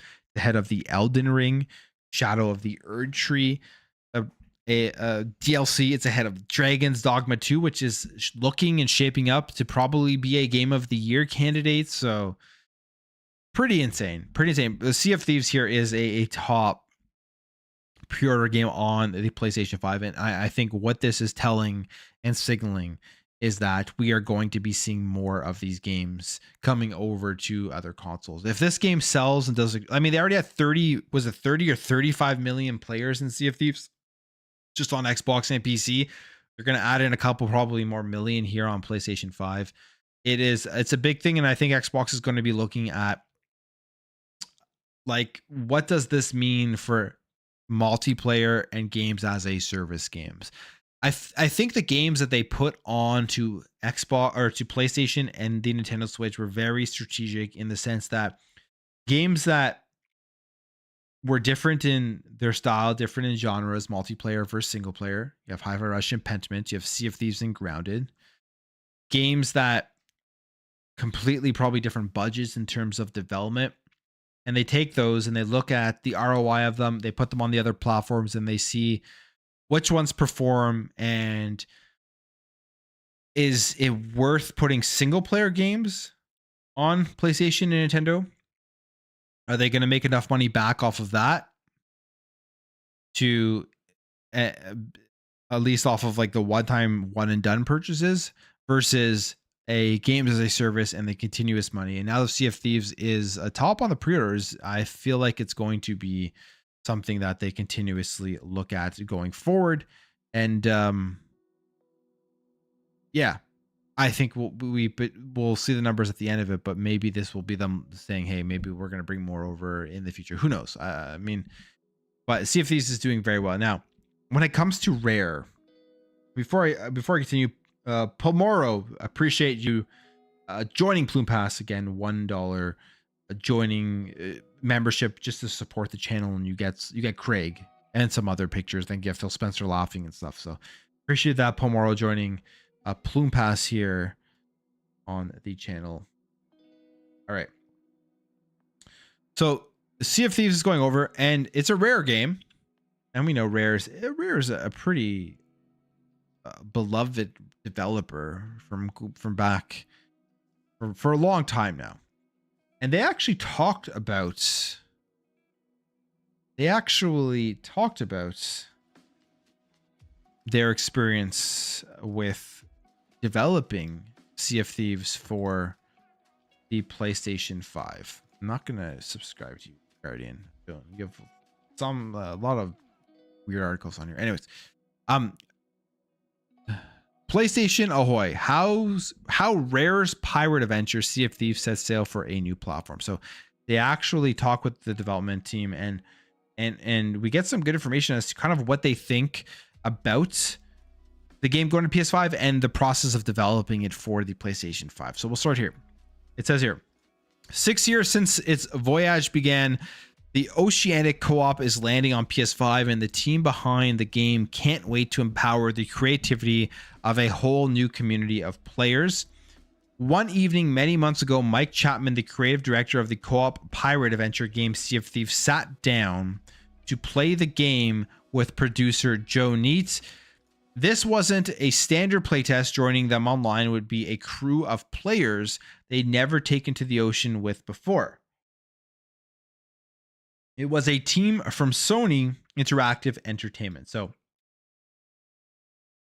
many months ago, Rare, Sea of Thieves, they were literally sitting down and hanging out with people from Sony Interactive Entertainment, which is kind of funny to think about, right? Because it's like, we do have the console wars. We do have PlayStation fanboys versus Xbox fanboys. But the reality is these companies, they're friends. Like, they're hanging out, they're playing games. They don't care that a group of people work for PlayStation, Sony. They don't care that a group of people work for Rare and Xbox. Their friends are hanging out and playing games. Yet as customers and fans, there is just constant like fighting between them, when the actual employees of these companies could not care less whether somebody plays their game on PlayStation versus somebody playing their game on Xbox. And I'm not saying like, oh, there shouldn't be console wars. I mean, their console wars are entertaining. Don't get me wrong. There are some really great creators out there. It's hilarious and funny, but like, these companies do not care. They truly do not care about any of that stuff. Okay. So yeah, it is not like the 90s. It is absolutely not like the 90s. It's not even the same. It's not even close. And one of the major reasons why it's not like the 90s and Sega versus Nintendo is because, again, these consoles are not the same. I mean, sorry, these consoles are the same. So it's like you're touting like, this is my plastic box with a logo on it versus this is my plastic box with a logo on it, with actually essentially the exact same under the hood. The 90s was like, you had Sega, Nintendo, different development, different architectures, all that stuff, like different sounds. Like if you had a game that was released on the Genesis versus the Super Nintendo, some games look better on one or the other. Some games sounded better on one or the other. They were like different versions of the games. Here it's the exact, now we're in an era where it's just the exact same game across the board. Sour Blow 18 with the 16 months. And this is a good reminder, guys, to please go over here. You like some good conversations, you like some good Xbox and gaming talk, to go subscribe to the Xbox International podcast. I am on there as many times as I can get on there. But yeah, go subscribe there Wednesday nights, 7 p.m. I just put the link in the chats. Go subscribe to the XBI podcast. Great podcast, and a show coming up this Wednesday. So it'll be a fun time. But I appreciate that, Sour, with these 16 months. Plume Pass. All right, so they continue here. They say the plan is to bring the Xbox exclusive to the PlayStation 5. Had just been hatched. They're playing, the plan comes out, they're playing with each other, they're having a good time. It says now it was time to get into the details. It says here, we were educating them about the game, talking through what was special about it. It says Neat, it was so surreal, trying to find treasure on an island with a group from a different platform holder. So PS5, wow, the pre-orders are already super high, but it's not launching until April 30th. Pre-orders are now open. But it says it's the latest stage in the evolution of this fascinating game, launched on the 20th of March 2018. It was the most ambitious project in the long history of the veteran British studio Rare. Built as a cooperative private adventure, Sea of Thieves gave players access to a vast multiplayer world of oceanic exploration, buried treasure, and ship-to-ship battles. The design philosophy behind the game was simple, yet extremely risky. Tools, not rules. Players would be given everything they needed to set out on their own private adventure. even musical instruments and gallons of virtual grog, but there would be no overarching narrative, no skill trees, no complex character progression systems. The story would come from the players themselves as they built their crews and fought other buccaneers for fame and fortune, which is a good point because it's like 30 plus million people have played this game, love this game. It is an extremely huge success here from Rare, and it just really shows you that we have a lot of games here that are very complex with the trees, skill trees, the combat that has like all these different ways you can do combat and upgrading your character. There's so many different things that, like, I think this is one of those games that just really proves that people just want to get lost in a world and just be a character, get lost, have some fun gameplay, and not think about all this complex stuff that they have to do. Silent with the membership for 10 months. Again, guys, go subscribe to the Xbox International Podcast. A great panel member over there. I appreciate that, Silent, for the 10-month membership. So, continues here. Says, after a shaky launch hampered by technical issues. I remember I actually pre-ordered the game, had the physical Xbox version of Sea of Thieves at launch, and then they launched it into Game Pass and I got rid of that. But the Sea of Thieves found its audience and thrive. Since that day in 2018, there have been around 100 updates and expansions, including adventures based on Pirates of the Caribbean, Monkey Island. New mechanics such as commodities, captaincies have added fresh depth to the experience, but Chapman believes that the longevity of the game has come down to carefully ensuring player agency and supporting roleplay, saying we empower players with really simple tools that they can bring their own creativity in. And they says we've tried our best to stay true to that. So now, when it comes to the community, it says the community has been vital. It says, I think that's part of the hidden work of making a shared world. He says, if you add a mechanic into the game, the mechanic itself can be really simple, but it has to respect the fact that it's going into a shared world. It's a bunch of motivations coming together in a shared space. And the mechanic will be used in different ways depending on if a player is traditionally a PvP or a PvE player. So whenever we build any mechanic, we put a lot of thought into how it integrates into the world and how we could potentially create new metas that will lead to it thriving over many months and years, but also how we can design against metas emerging that we don't want. It's almost tapping into the player psychology of how they could use a mechanic for good or bad and trying to design something that leads to, in the majority of cases, the stories that we want to see more and more. That's where our design team is focused. So they're very focused on making sure that people can just kind of utilize their tools and have some cool experiences and obviously choose whether they're going to be good or bad players in the game itself. Which is, I mean, I have never really gone that deep into Sea of Thieves. I did play it at launch, but I never really jumped back into it. I don't know why, but I could totally see from when I first jumped in at the start, the kind of vision of this being just a massively open sandbox where you kind of get to do whatever you want and there isn't anything bogging you down from trying to level up or do any of that type of stuff. You don't have to be a certain level to go on and take on different enemies. So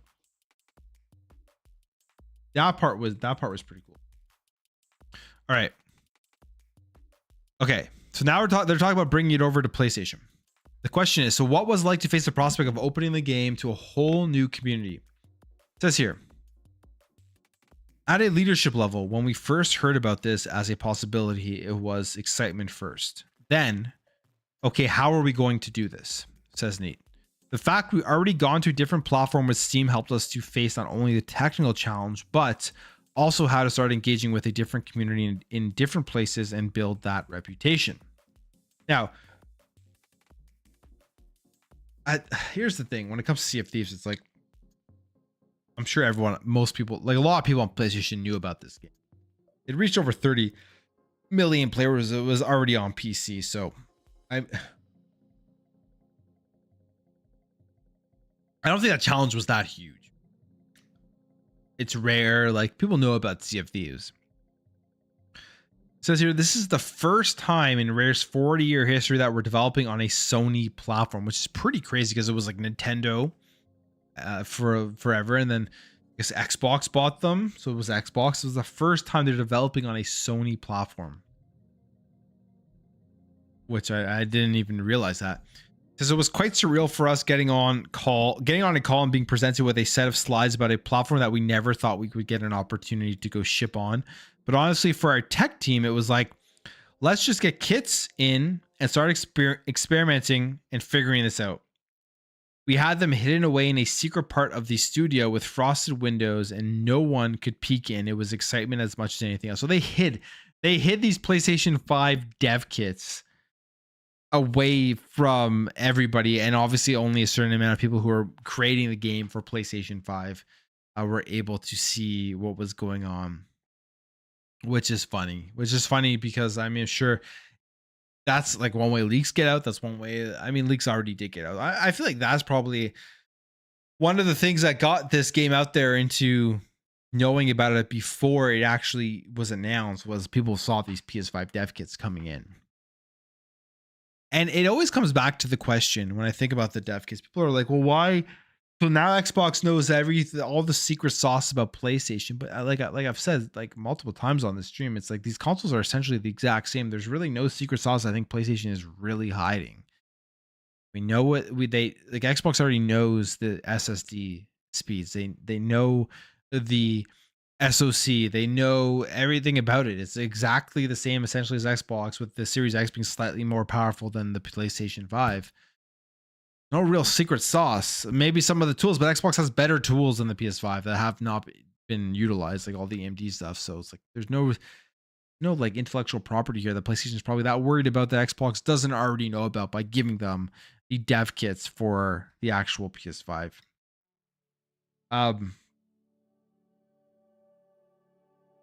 So it continues here and says, according to Neat, Rare is working with co-developers who have PlayStation experience, and Sony itself has been extremely helpful.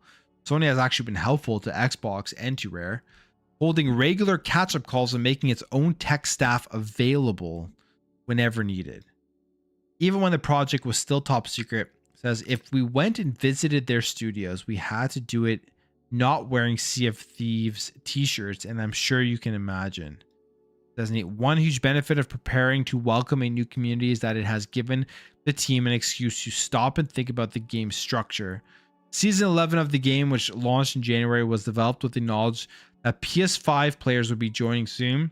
So the onboarding system has been revised and now offers a much more cognate pirate journey, with content unlocking at a more manageable pace and a quest board showing where to find new stuff that was once hidden in artifacts on map icons. Is he saying that they made it easier for PlayStation gamers? Am I understanding this? Am I understanding he made the game easier here? Continues here and says, Rare is also planning to introduce an offline solo mode with the March update. If anyone is interested in that. You won't need Xbox Live or PlayStation Plus. If you just want to come in and play on your own, you'll get to play safer seas as a solo player, so you can experience all the Tall Tales content and all the progression through the companies. It's another way to fall in love with the game before thinking maybe I want to go get that subscription and start playing multiplayer. Continues here and says, Rare is keen to point out, however, that while its recent work has been focused on making a more approachable, intuitive experience, so definitely saying he's made it easier for PlayStation players. With one eye on incoming PS5 community, there are more ambitious plans afoot. Ending off here saying, what we've done throughout last year is really expand the boundaries of what Sea of Thieves experience is. You can own your own ship. You can be part of a pirate guild. You've got the quest table. You've got revised tutorials. You can, and he talks about the game. Talks about the game. Basically. So yeah, this was the interview with The Guardian. And this was an interview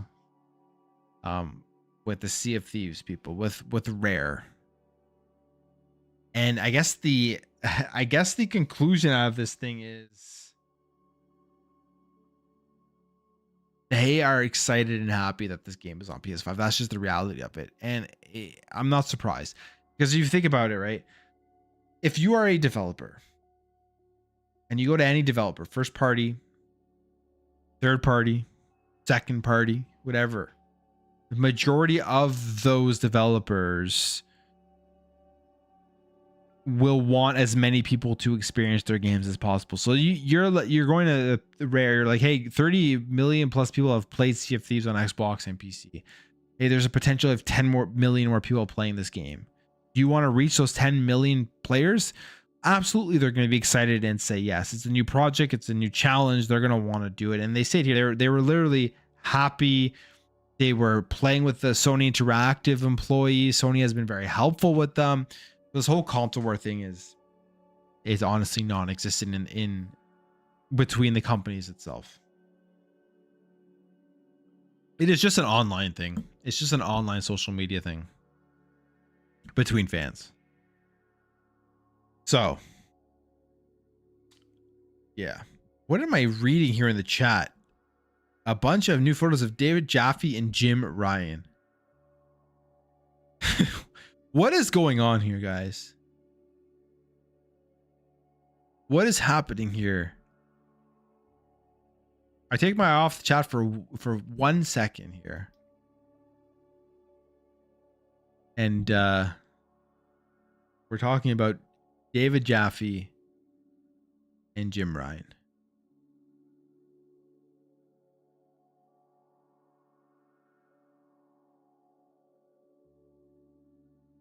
That's Sea of Thieves. That's rare.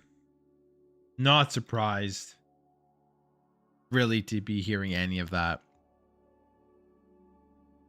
Uh-oh, Dad caught. Now, I had a lot of stuff to talk about, but we're already at like an hour and like 40 minutes, so we may have to just cut some stuff out here. But what's the other thing here? Oh, Deviation Studios closing. So I'm actually talking about tomorrow, so I may skip that tonight. I mean, Deviation Studios, if you guys haven't heard, is closing down. That was the partner company that PlayStation had partnered with. They were going to be making like an online multiplayer, I believe, first-person shooter from developers of Call of Duty and stuff. And it's unfortunate that thing's closing down. I think it would have been great if PlayStation actually got like another first-person shooter, but yeah, that's not happening anymore. But I'll talk about that more tomorrow. I see that's still my title, but yeah, it is what it is. But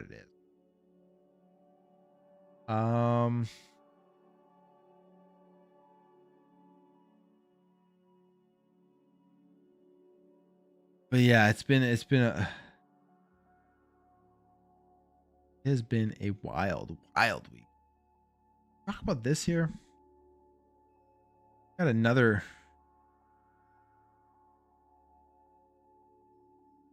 I have some new pillows behind me. Do I? Actually, I do have. I have the Titans one there. The Halo one has been there for a while. The Halo one has been there for a while. Halo one has been there for, yeah. Yeah, it was supposed to be their COD killer. I'm trying to find that link that I had here. I guess we and I was actually kind of excited about this one when I first heard about this, just because I feel like I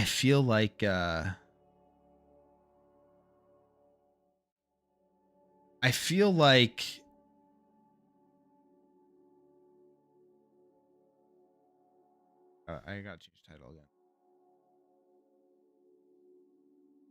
I feel like PlayStation needs a first-person shooter. I feel like they need, which is crazy because they already have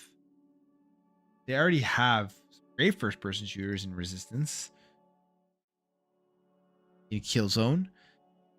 But you think, like, will they ever have a Call of Duty killer? No, I don't think they'll be able to make a Call of Duty killer, but they could potentially make something that a lot of people like. Look at Helldivers 2, right? They could potentially make something like that. They release on PC, they release on PlayStation, that does very, very well. And they need more multiplayer. They need more games where they're bringing continuous revenue. And this could have potentially been one, because this is coming from ex-Call of Duty and Treyarch developers. They're working on an original AAA shooter in partnership with PlayStation, but it now is seemingly closed down. The studio has closed down. The game has been canceled, and we're never going to see what this game was about. They did kind of give us a preview of it, just in words, basically that it was going to be um like like a first person shooter with a lot of fast paced action, and like probably very similar to Call of Duty. I'm trying to think of any other way to say it. I can't really come, but probably very similar to Call of Duty. And if anybody can make it, be these people here who have worked on the game for a while, the Call of Duty games, and bringing that knowledge over. But it is not closing down. And I think this is a lot. Obviously, we saw the layoffs of PlayStation with 900 people being laid off. We saw games being canceled, studios being closed, and this is probably another one that PlayStation looked at and thought like, hey, we don't even have the resources for this right now with our margins. We don't know if this game is going to be successful. Do we want to spend hundreds of millions of dollars investing in a multiplayer game that potentially nobody is going to play because they're going to be going and playing Call of Duty and maybe the next Battlefield or whatever other first person shooters? People are still playing like Rainbow Six Siege. Like, are they going to want to move away from playing those games and play this new first person shooter? And Sony was probably like, no, there's no reason to continue investing in this. And then the studio just ended up closing down. So unfortunate. And I doubt it's going to be picked up, because there's like LinkedIn posts asking for other companies out there to take a look at employees that were working at Deviation and hire them, or just see that their skills are, see if they can hire them. So this is the end of the Call of Duty killer that was supposed to be popping up. It didn't even make its way out to the market.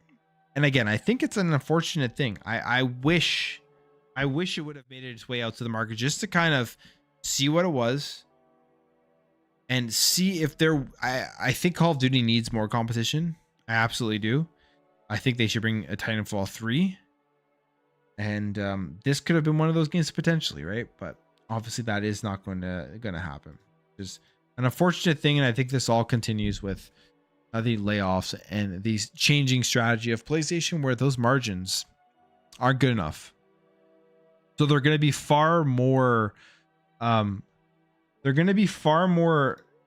cautious in what they actually put out. So risking it on a brand new multiplayer game from this studio that has no proven track record is probably something that they weren't too excited about. So that's Deviation Games, in case you guys were wondering. I'll be talking more about that one in my video tomorrow night. But yeah. Those are some of the big things. The other thing, like I said, I saw was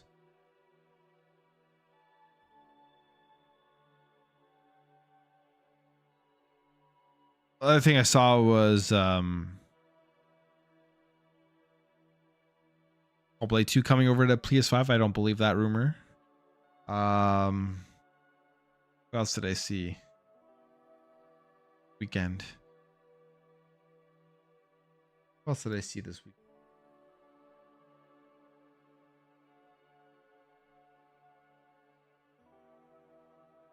Oh, there's some Sweet Baby Ink stuff. I don't know if I feel like getting into that. Kind of heavy. Not heavy, but just like the mainstream media has done everything in their power to just ignore the core issue of Sweet Baby Ink. To ignore what actually started all this. It's actually insane. You're not going to see any of these mainstream media articles recognizing the fact that an employee at Sweet Baby Inc. tried to cancel a curator group. They're going to skirt around the whole issue. We've seen Kotaku write an article. We've seen Eurogamer, the most recently wrote an article, just like ignoring the entire thing. And PC Gamer, like, it's just the mainstream media is not going to talk about the actual crux of the issue. They're going to come out with all these like fluff articles and stuff. It's just like, is it even worth getting to? There's other videos and content creators that are far better at that than me. But yeah, it's just crazy how they're all just ignoring the fact that you had an employee at this company trying to get a group canceled. I don't even know what to say. They're all just trying to like pretend like people are overreacting, or people that are painting Sweet Baby Inc. as something that they aren't, which is, I mean, kind of ridiculous. Like, You should see some. Listen, I'm not the type of person when it comes to Sweet Big. I'm not the type of person that looks at something that somebody tweeted out 10 years ago and says like, "Oh, we got to hold them accountable for these things they said 10 years ago." I think that's always been ridiculous in today's online world. Somebody says something 10 years ago, who knows how they've changed as a human in the last 10 years. I'm not going to go back and say, "Oh man, they said this 10 years ago, they're terrible or they're great," right? You don't know. But like Sweet Baby Inc. his whole mantra is like, oh, diversity and inclusion and everybody getting an equal whatever, right? Everyone being equal. Yeah, you go back and you look at some of these tweets, and even tweets in like last year goes against everything that company stands for. And now mainstream media, instead of looking at any of this stuff or even looking at the actual issue, I don't care about diversity inclusion in games. I mean, in ways that's a great thing, right? That's a great thing in ways. But if they're ruining narratives and it hurts like a video game by trying to push a political agenda, I'm absolutely against that, because I think it's like not good for the actual art. But I don't care about diversity inclusion in games. I think in ways it can actually help a lot of video games where we get more perspectives and more views. However, the mainstream media right now is literally just ignoring the fact that this all started because an employee at Sweet Baby Inc. tried to get a curator group on Steam canceled for no reason whatsoever, other than the people saying, "Hey, if you don't like the work that they do, you don't like the work that this company does, don't play these games," which is absolutely a-okay, great, and there should be more people. That's just like, you're allowed to do those things. There's nothing wrong with that. And every mainstream media article that has talked about this issue has skirted around it or just been very fluffy, light on it, and then trying to make it seem like that like gamers are this like evil group of people that are every name in the book. Anyways, that's my rant on Sweet Baby Inc. on stream. I've seen people in my comments saying like, "This is gaming news, you should cover this." It's like, well, one, I already talked about it in a video last week. Two, if you watch my streams, I talk about it. But yeah, there are also like there's a lot of channels out there that just do a much better job of covering this stuff. But anyways, that's my official opinion on this whole Sweet Baby Inc. controversy. But how's the chat doing here? How is the chat doing here? Before I wrap it up, just check in here.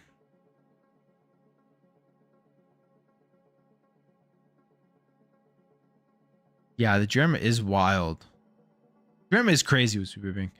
As a musician, not rich, they can either be artists and starved or make products people want to buy. It's literally that simple. Nobody's obligated to buy music, nor their games. Absolutely, Diablo Mozart. That's the thing. And that's the thing when it comes to Sweet Baby too. It's like,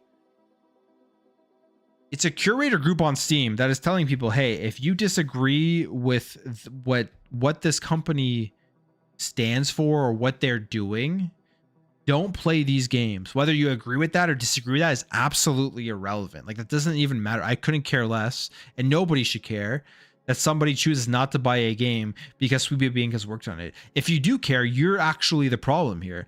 That's literally capitalism. That's literally the free market. That is the only form of like a market that has actually succeeded in a way that where people aren't, anyways, I'm not gonna get to that. But anyways, that's literally okay. There's nothing wrong with that. You don't have to spend your money. You don't need to take money out of your pocket.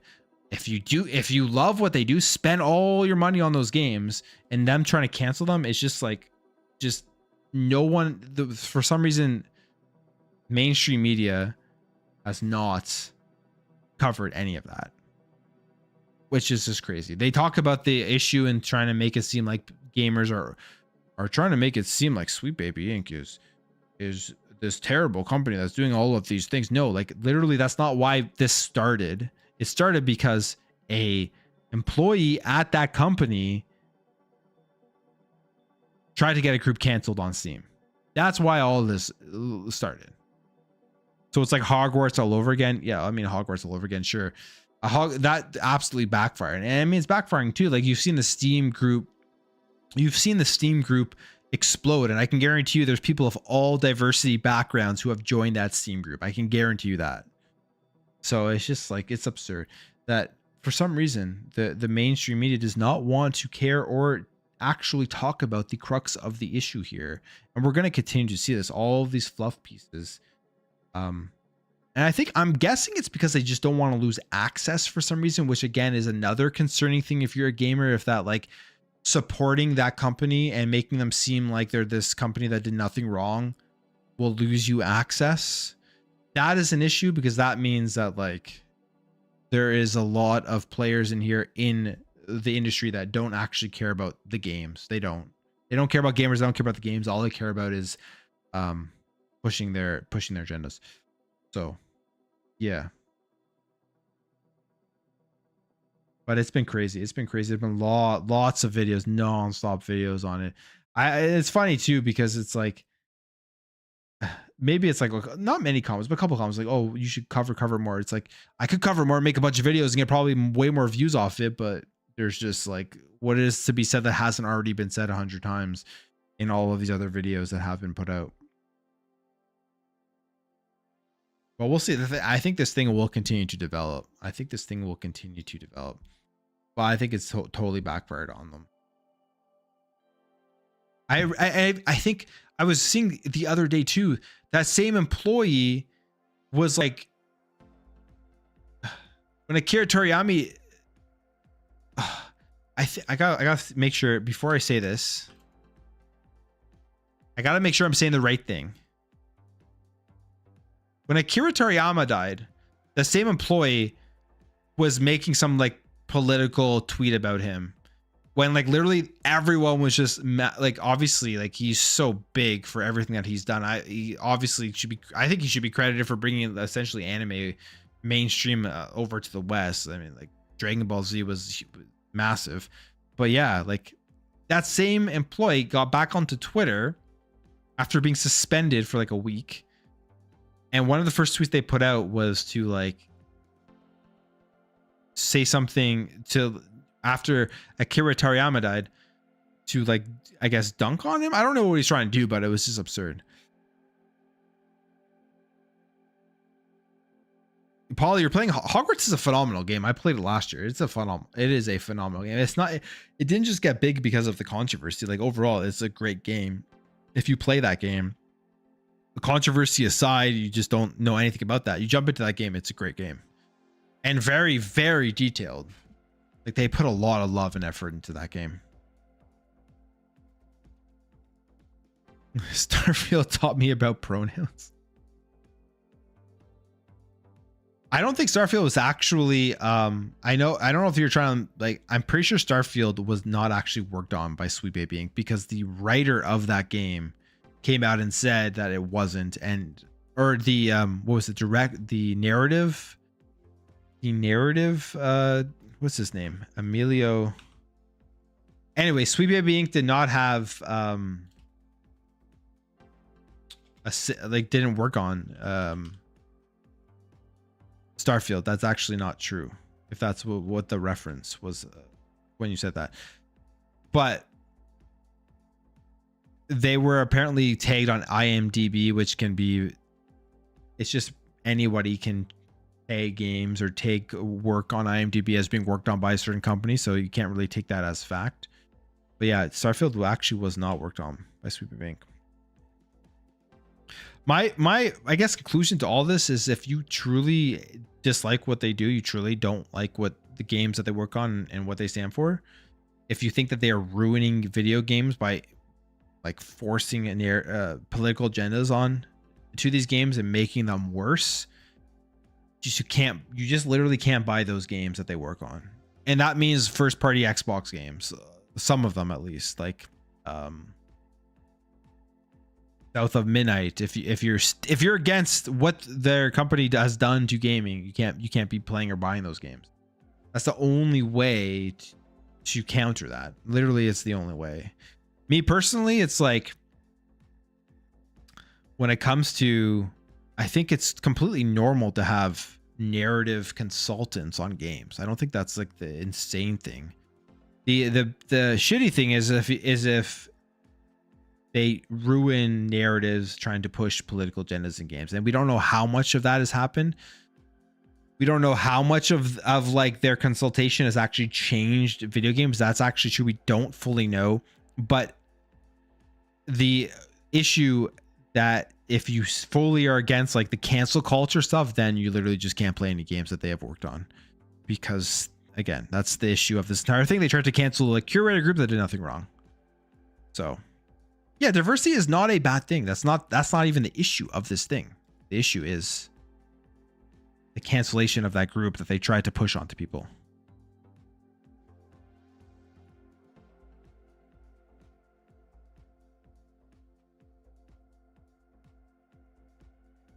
And mainstream media, like I said, all the articles, they've just absolutely ignored that.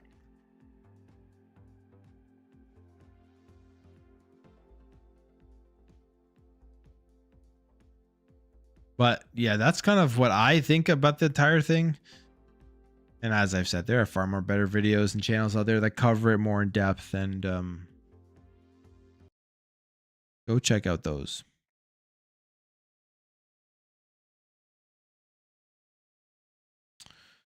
But like you said, Diablo Mozart, it's, if you have good content, people buy it. If you don't, people don't. Basically what you said above. But yeah.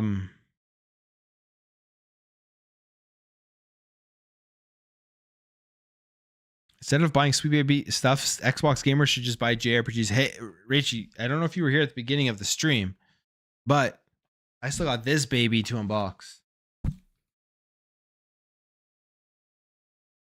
Unicorn. I'm trying to get the ring light out of there. Unicorn Overlord special. You know what? Just because what time is it? 10:58. I'm gonna unbox this right now on stream for you guys, for whoever sticks around here for the unboxing of the Unicorn Overlord Monarch Edition. So here it is. Boom, boom, boom, boom, boom, boom. Comes with many cool things in it. And yeah, it is awesome. I played the demo and I'm just hooked. Just hooked on. Is you're running. Why haven't you played it? Why haven't you unboxed the Monarch Edition yet? Well, guys, busy week, guys. All right. Pomoro, appreciate you coming by. Have a good night, man. Appreciate you. Here it is. Comes with a nice box.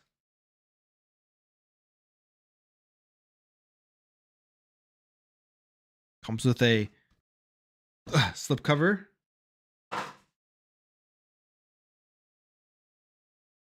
Here is the box itself. You see, a very hard box. Very nice, like very nice artwork on. This is a great collector's edition for the price you're paying and for what you're actually getting. Probably one of the better ones I've seen. All right, you open it up. It has like one of those like magnetic, one of those magnetic covers. Nice. You have the game. And don't tell me that Xbox guys don't buy JRPGs, because they do. Look, I'm proving right here. You have the game right in front. Yeah, there is a card game, which is super cool. I saw that, which makes it a very good collector's edition. Okay, first thing here. 16-bit arranged music album. Have anything to open this with?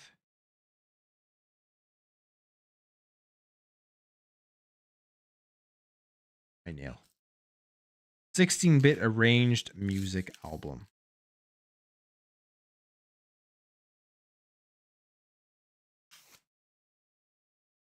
So here it is, the album that comes with it. I don't know how many people have CD players anymore, or like even a CD player in their car, but you could just like rip these and play the music. Comes with 2 CDs for your music listening desires. My old car used to have a CD player. I actually liked having that, but now I don't have. Okay, it comes with a very nice art book. Very nice art book. Give you a quick preview here. I don't know about you guys, but I actually love art books. I love looking at just kind of how they've come up with these designs. This one's very thick. 130 pages. And like it's very nice and detailed. Like look at that. I don't know where my camera is. That. It's beautiful. It's beautiful.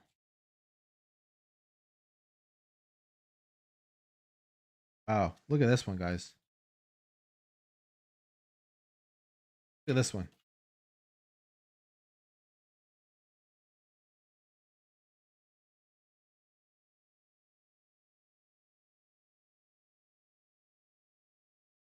That. Anyways, beautiful art book. I'm gonna I gonna spend like 30 minutes here going through the art book if I don't stop. And then it comes with a card game. Now this to me is the most intriguing thing of this whole collector's edition. This is the most intriguing thing for me because it's like, what is this card game? How does it play? And I'm actually going to be able to play this with anybody. I have to force my wife to play this with me. But that is super cool that there's actually, and this is why I think like this is actually a great collector's edition because I mean, for me, art books are great. And then like something like a statue is cool, but a card game, like you don't see that. You don't see that in a collector's edition. And I feel like that's even almost more valuable than a statue because it's like something you can actually actively use. Whereas statues you just stare at forever. I mean, not terrible. I like that.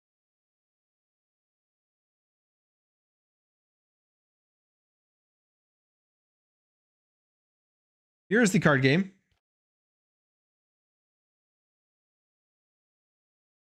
Wow. Okay. The first thing, there is a rule book. I'm not going to go over the rule book, but it shows you how to play. Oh, you get a comic. Throws in a nice little comic there. I don't know if you guys can see that. And then it gives you the game setup guide on the back of that comic. And then there's actually like, I was somebody who's like pretty, not as much. Yeah, no, it's not pretty. I'm into Magic cards. This to me was like, I had to get this. I had to get this and kind of see what it's all about. And it comes here with like 3 decks. This is legit, guys. This thing is legit. Look at this. It's like, it's legit. Fighter. I'll just show you a few of them. Fox. I don't know how my camera is focusing here, but I'm trying my best. This is legit. Radiant Knight. Let's go. That.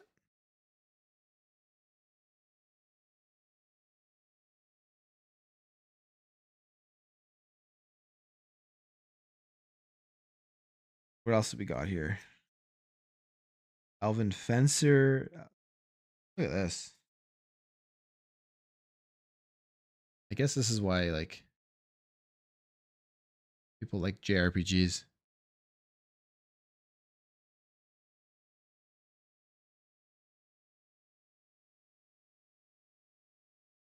Alvin Fencer.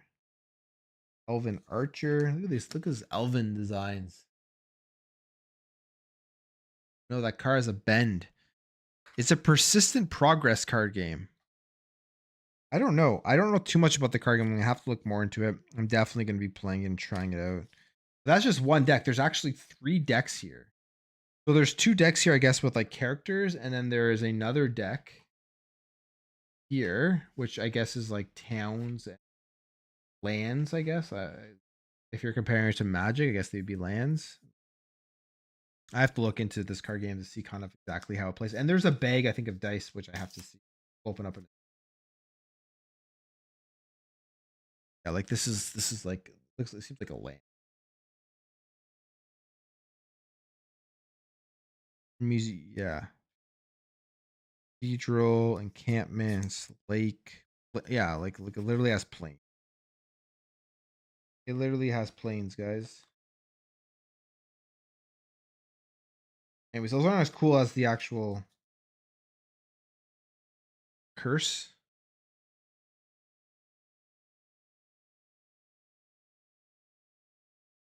Stupid ring. Show anything because everything shines off it. But this is legit. It's like a legitimate card game, which is super cool. I didn't expect like. I thought it was maybe going to be gimmicky. Oh, then there's also this. This little bag. Actually, there's 4 decks. There's a deck under that. Then there's like these mini. I don't know how I'm going to show this. There's like these mini dice here with like it says like 100, 50. There's just like some plain ones and like a player character there. Yeah, I don't know anything about this game, so I'm gonna have to look more into it, exactly how it works and stuff. But I think this was a really, really cool thing to add to a collector's edition.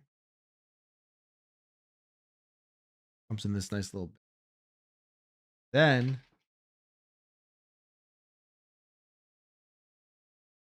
all right, just like round cards. A couple of these cards here.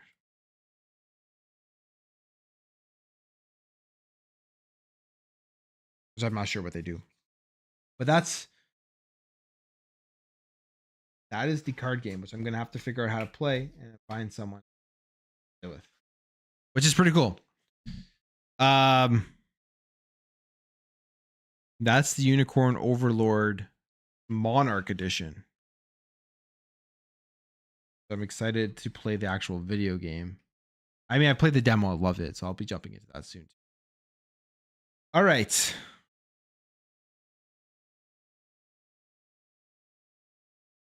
I'm going to end it there, guys. We had a long chat about Peter Moore and just a bunch of stuff, but I'm going to end the stream there. I'm going to end the stream there, but I appreciate you all coming out. Make sure to check out my video tomorrow. And just a reminder, I actually have Spotify now where I'm putting my daily videos on there. So if you just want the audio version, I am trying to grow the Spotify as well. So go check out the Spotify, follow, rated the show and everything there. But I appreciate all the support, guys. And I will catch you guys next week and catch you guys during the daily videos starting Monday to Friday. Everyone have a good night. And I will talk to you guys later.